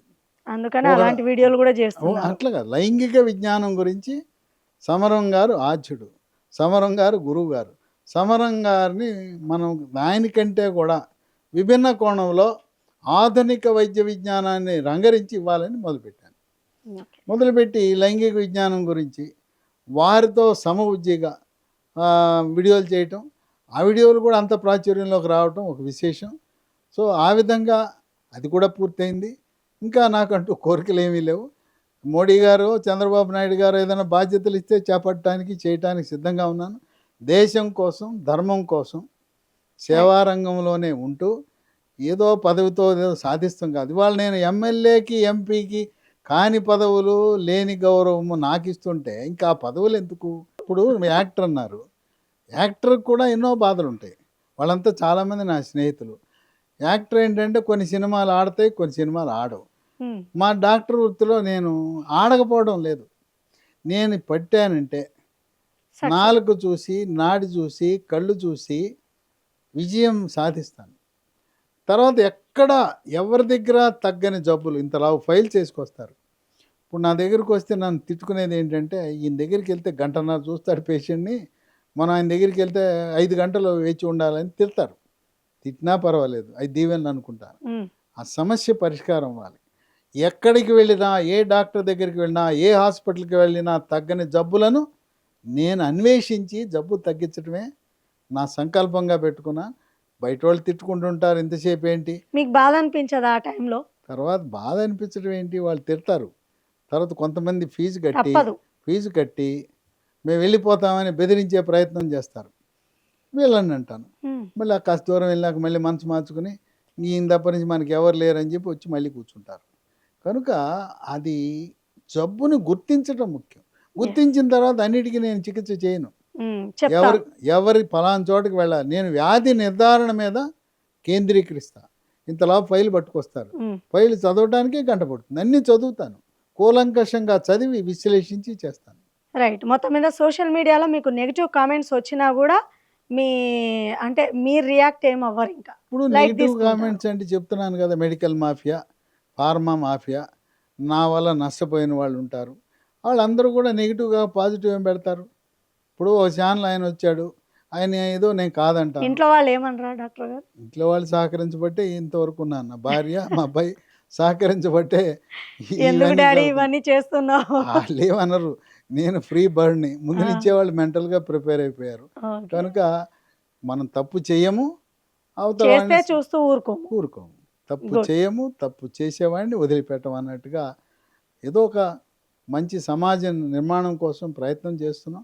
ఆ రైట్. ప్రయత్నంలో మోడీ గారు లాంటి వాళ్ళ యొక్క స్ఫూర్తితో చంద్రబాబు నాయుడు గారు నాకు చక్కటి ఒక 15 ఏళ్ల కాల వ్యవధిలో ఎన్నో అంశాలు, నాకు తెలవని అంశాలు చెప్పారు. పరిపాలనలో మెలకువలు చెప్పారు. ఆయన అనుభవాలను రంగరించి నాకు చెప్పారు. నేను ఒకరోజు అడిగా ఆయన్ని, ఏంటంటే నాకు ఒకడికే చెప్తారు ఇంకెవరికి చెప్పారంటే, వాళ్ళు వినరు, చెప్పినా అమలు చేయరు, నువ్వైతే వింటావు, అమలు చేస్తావు, Yes. మళ్ళీ ఫీడ్బ్యాక్ కూడా చెప్తావు, అందుకని నీకు చెప్తున్నాను, you are a good boy అన్నాడు. అట్లా ఆయన చెప్పిందల్లా చేశాను. ఆ విధంగా నీతి అనేది, నిజాయితీ అనేది ఎప్పటికైనా విజయం సాధిస్తుంది. ఏదో షార్ట్ కట్లు ఉంటాయి, ఆ షార్ట్ కట్లు మనకి ఏమాత్రం తృప్తినివ్వవు. Right. Thank you so much doctor CL Venkatrao garu. మీ వాల్యుబుల్ టైంని మా సత్యాగ్రహి ప్రేక్షకులకు వెచ్చించి చాలా విషయాల మీద మాకు తెలియని ఎన్నో విషయాలు ఇవాళ మాతో షేర్ చేసుకున్నారు. Really thank you so much అండి. అండ్ మీరు అనుకున్న డ్రీమ్స్ కానివ్వండి, మీరు ఏమేమి చేద్దాం అనుకుంటున్నారో అవన్నీ చేయాలి ఆరోగ్యంగా. ఇలాగే ఎంతోమంది పేషెంట్లని మీరు ఆరోగ్యవంతులు చేయాలని మనస్ఫూర్తిగా కోరుకుంటున్నాం. థ్యాంక్ యూ సో మచ్ అండి.